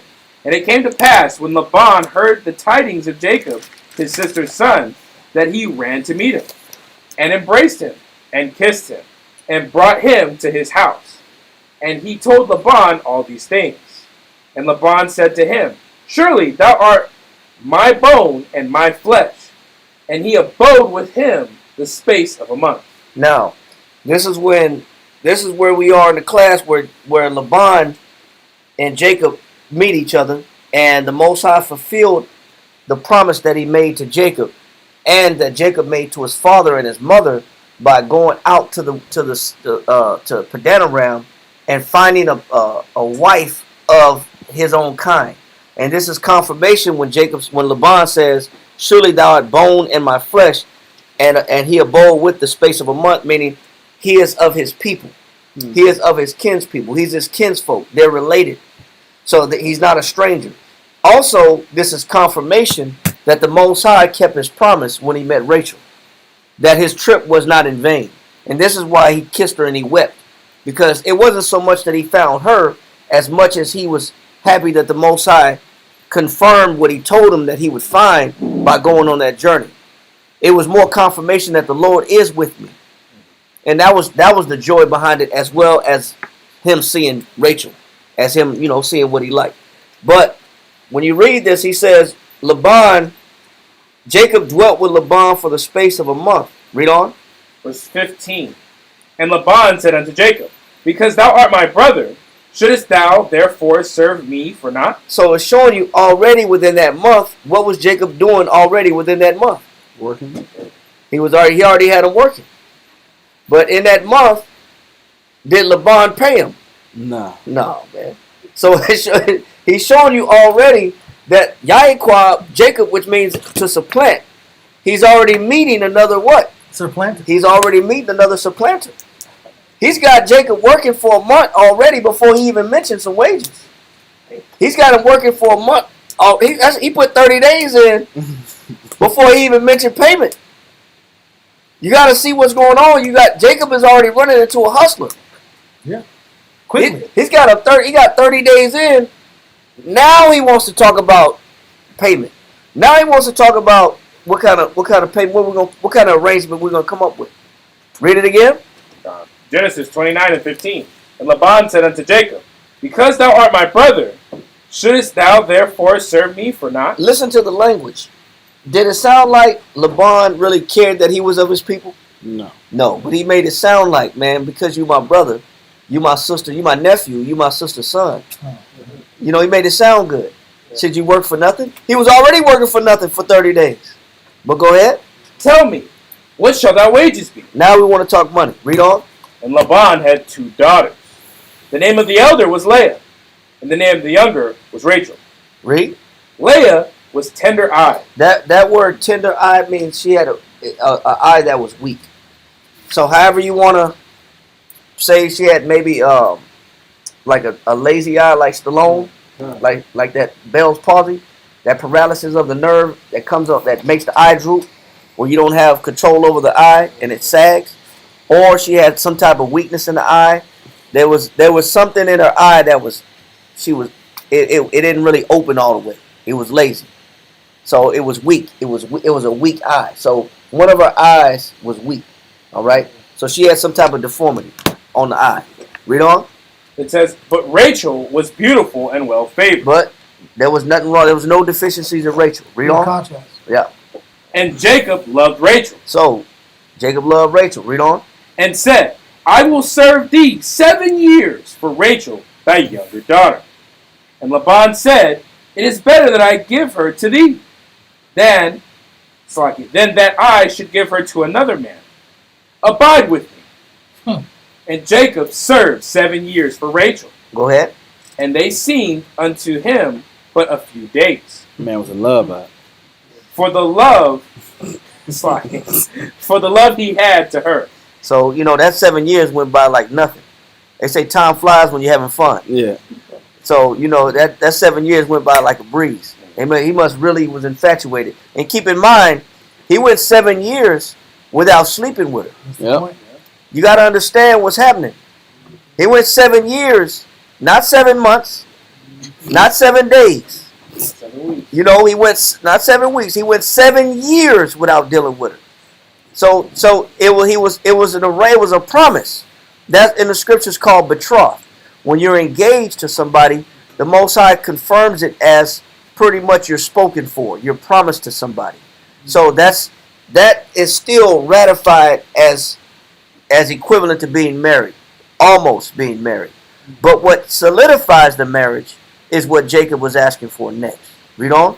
And Jacob said unto Laban, Give me my wife, for my days are fulfilled, that I go in unto her. So what solidifies the marriage? The consummation. The word consummate means to nourish with continual sexual intercourse. That's what consummates a marriage. So a lot of times, in our day and age, we have it backwards. We'll sleep with somebody, sample it for a while, try it out for a couple of months, couple of years, and then we talk about getting married. And then all these things are done backwards. But when you look at the Bible of what a marriage and how a marriage should be conducted, there's a way and an order to everything. The Most High said, let all things be done how? Decently and in order. Decently and in order. There's an order to everything. You don't deal with a woman and sleep with the woman first and then talk about marriage. Or dating. Not even marriage. Yeah, we're dating. What does that mean? Does it mean we're dating? Are you promised to this person like Jacob was? Or is this somebody that you're engaged with? Because if you're engaged with this person, that doesn't mean you're sleeping with this person. And this is why, because we do things backwards, and we do things based on what we see on TV, what we see off pop culture, what we see in music. We're already trying to sleep with somebody before we even get to know them. What happens is, Well, we'll let's go to the real marriage then. Let's go Deuteronomy real quick. Chapter 22, verse 28. Because there's a right way and a wrong way to do these things. We try to get samples, like at the grocery store on Saturday. Let me get a sample. See if I like it or not. If it's worth me spending my life with.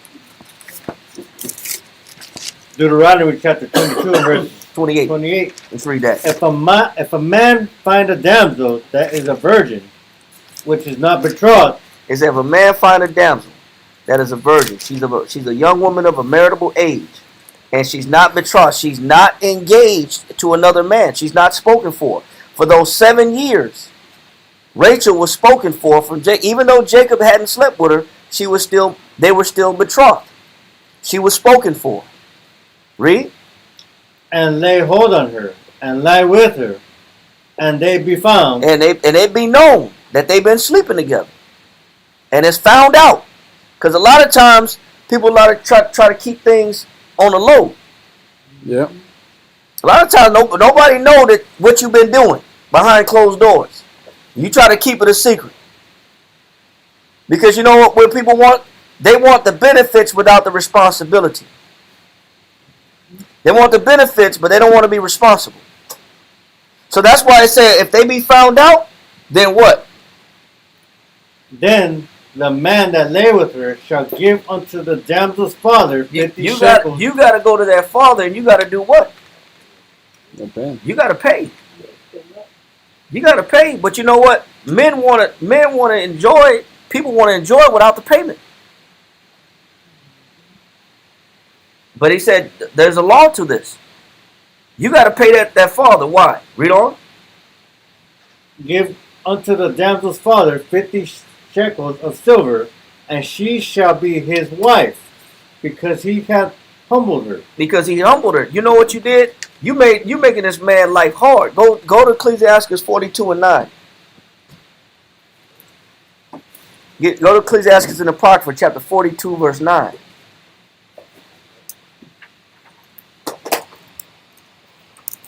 Yeah. Ecclesiastes chapter 42, verse 9. What page you on? On page 96 of the Red Apocrypha. Ecclesiastes 42, verse 9. All right, 42, verse 9. Read that. Come. The father waketh for the daughter. You know what? When a father got a daughter, how was his sleep? Not often, not much. When you got daughters, man, you don't sleep well.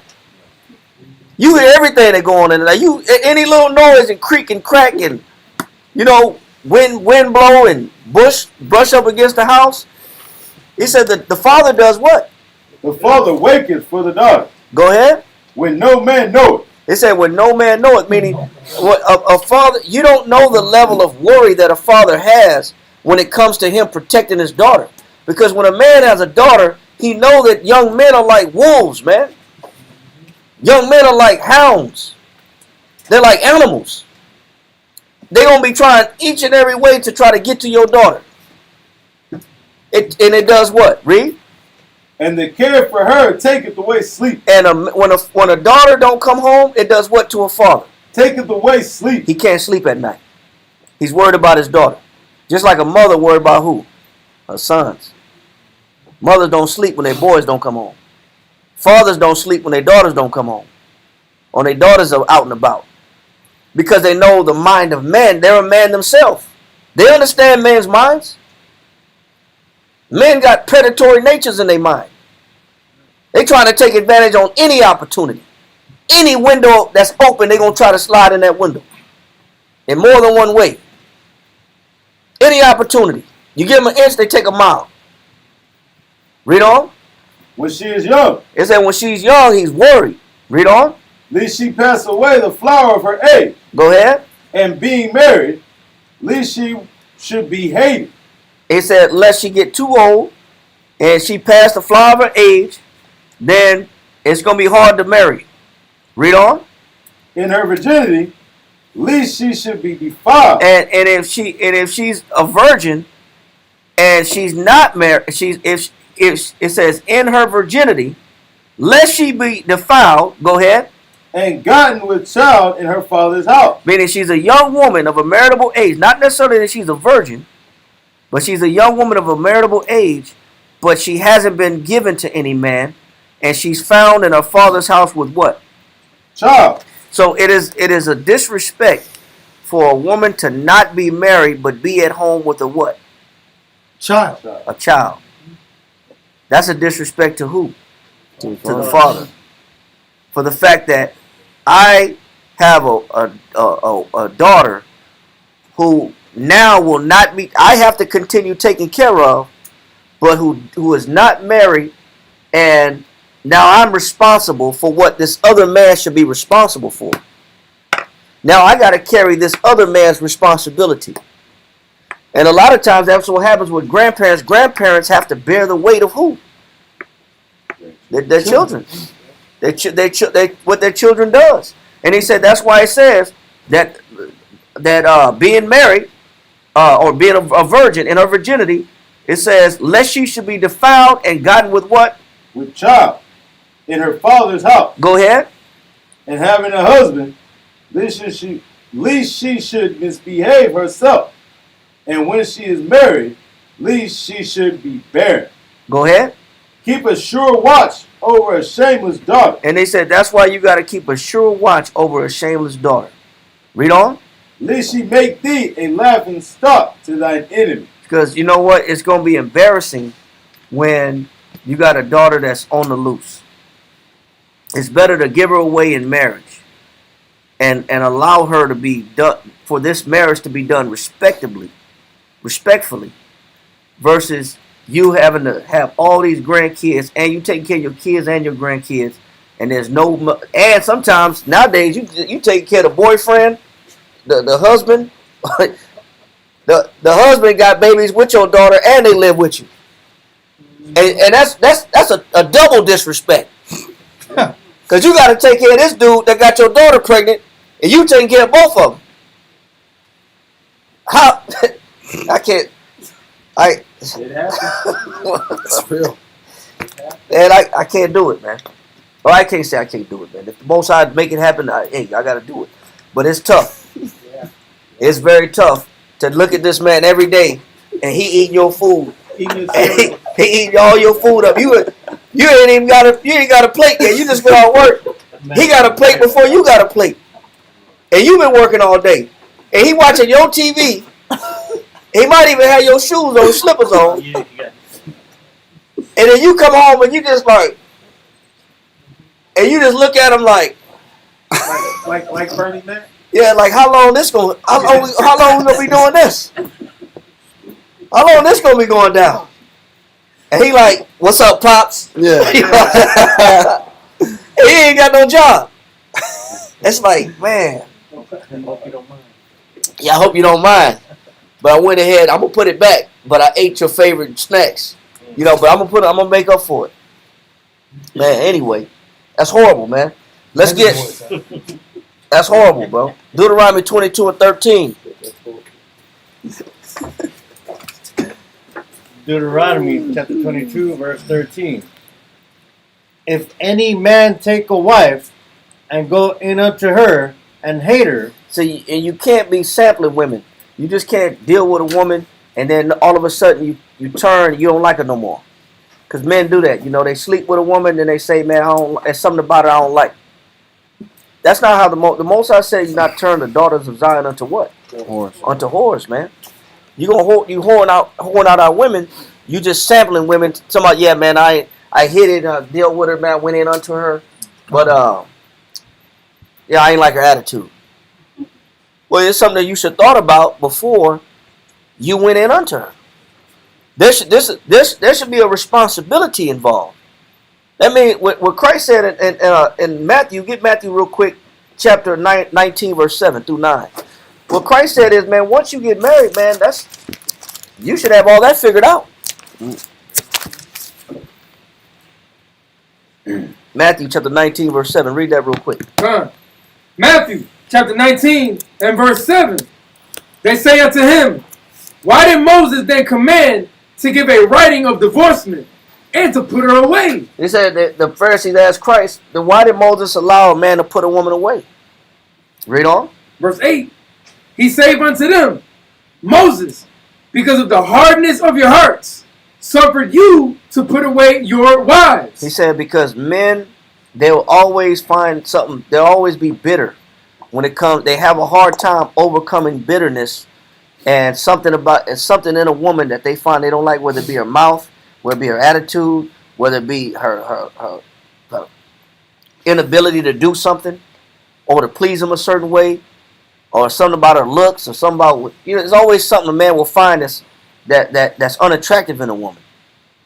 He said, except it be for what? It says, but from the beginning it was not so. Except it be for fornication.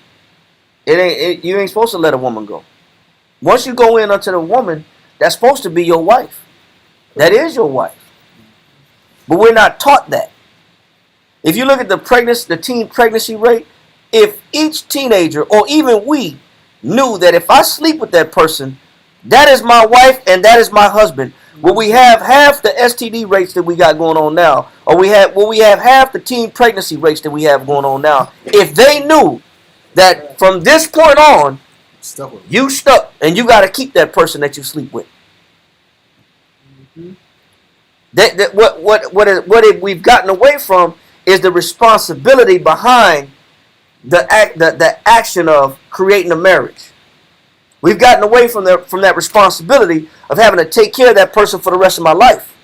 If I knew that, I'd be real careful about who I sleep with if I know that the Most High say, man, that I'm responsible for that person all my life. You'll think twice. You'll be like, man, I need to get to know you. Man, if I got to be with you for the rest of my life, we gotta talk about some things. We got to get to know each other on a serious level. We are not jumping into bed together and getting down like this, man. I need to know you, your mama, your grandma, your cousins, your uncle. I need to know everybody. I need to know what I'm getting. And also a woman the same. Because if a woman knew what she was getting, she wouldn't be so quick to jump into bed either. Yes, sir. Yeah, what we don't know is that that consummation.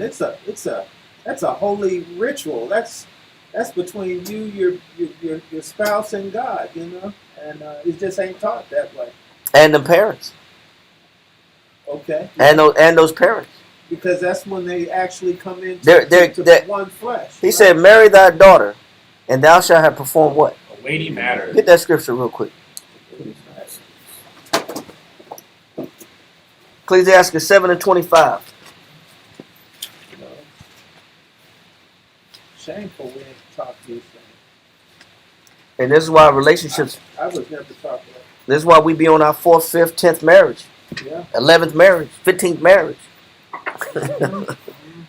Don't realize it. Read that. 7:25. Yes, sir. Start at verse 24. Chapter 7, verse 24. Hast thou daughters? Do you have some daughters? The Bible asks you a question. Do you got some girls? There's a question mark after that. Do you have daughters? That's what the Most High asking you. Read on. Have a care of their body. Then you better protect their what? Body. Because everybody's trying to come for their what? Their body. Not just men nowadays. It ain't just the men you got to worry about trying to get at their body. These women also be trying to get at your daughter's body. He said, you got daughters, have a care over their body. Read on. And show not thyself cheerful toward them. And don't laugh off everything. Everything ain't funny. Read. Marry thy daughter. It says you're supposed to marry. That's a father's. That's what every man should want to do, is to give away his daughter to somebody responsible. A man could rest knowing that my daughter is in good hands. I could sleep better knowing my daughter is in good hands, because I know as a father I'm not going to be around forever. But it'd be like Rebecca said, man, told Jacob, if you marry like these daughters of Heth, she said, what good is my life if you marry one of these daughters of Heth and Hethers? So it's the same thing with a father. A father got to go away knowing that my daughter is in some chump's hands. You can't even go to your grave right. You might you're like, man, I can't die yet. You gotta tell the doctor, man, put me back on some life support. Give me something, pump me up or something with something, man. Give me about 6 more months. I need to get this dude head right. 6 more months, man. I need to have a talk with this dude, man. Something, man. You can't be at peace knowing that you're not leaving your daughter in good hands. He said, marry thy daughter. Read on. Marry thy daughter, and so shalt thou have performed a weighty matter. Man, giving your daughter away is a heavy matter. That's a very hard responsibility. That's a very hard task. It's not easy when you got daughters. They need extra care. They need extra consideration.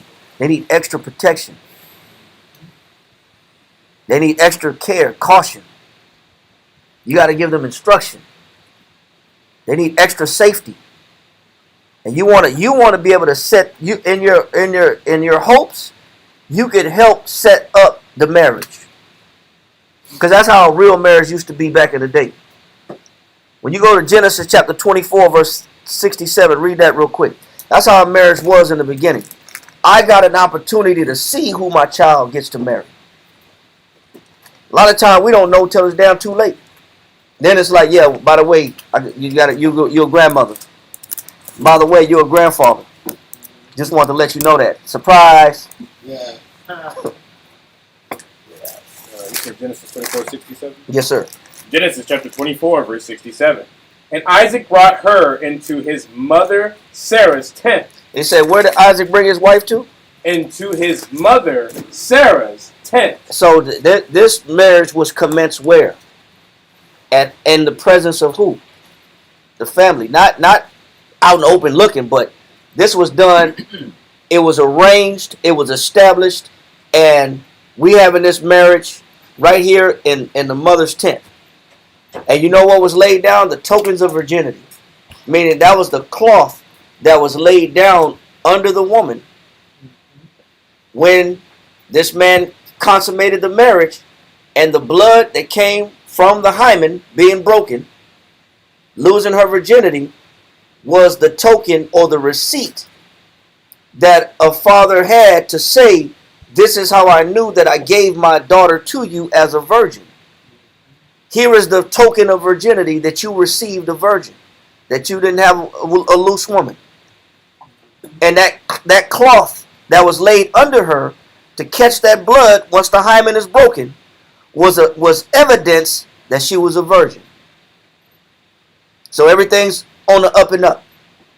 Everything's done out in the open. We know that, hey, you can't say that this woman wasn't cared for and taken care of and watched over. Right. You got a virgin. Unfortunately, nowadays, the virginity is hard to come by, because the ways of the music, the ways of culture, the ways of what people watch on TV, the virginity is lost by 12 years old, 13 years old, 14 years old, is gone.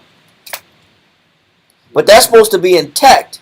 And the parents are supposed to be able to give that away. And they're supposed to be in on giving that away. That's not supposed to be done behind closed doors where nobody knows about it. Read that part again. I see what you're saying. Genesis chapter 24, verse 67. Oh, at the party. Yeah, at the house party. And Isaac brought her into his mother Sarah's tent, and took Rebekah, and she became his wife. And he loved her. And Isaac was comforted after his mother's death. And that's the way it should be. So with that, we're going to go ahead and end class with that, because this is when Jacob is meeting Laban, and this is when the transaction has occurred where Jacob is ready to go in unto his wife, and we know the law, what the law means and what that entails. It was a deal that they established, and we're going to come back and finish this next Wednesday, just on the tail end of it, because Jacob did a flip flop, a flim flam. He pulled a move on her. Laban. I mean, not Jacob, Laban. Laban, a flim flam on Jacob, Yes. and did a switcheroonie at the last minute. But this is the way things should be. There's a lot to learn within this chapter. But we'll end it with that because this is the initial agreement that Jacob and Laban had, was for 7 years you give me your daughter. And when it's time to pay, he didn't want to pay up. All right? So with that, we're going to go ahead and end class. And we're going to be ready for class back on Friday. The water for watching and the water for coming through. And we'll finish this little series on next Wednesday. All right? All right, shalom. Shalom. Shalom.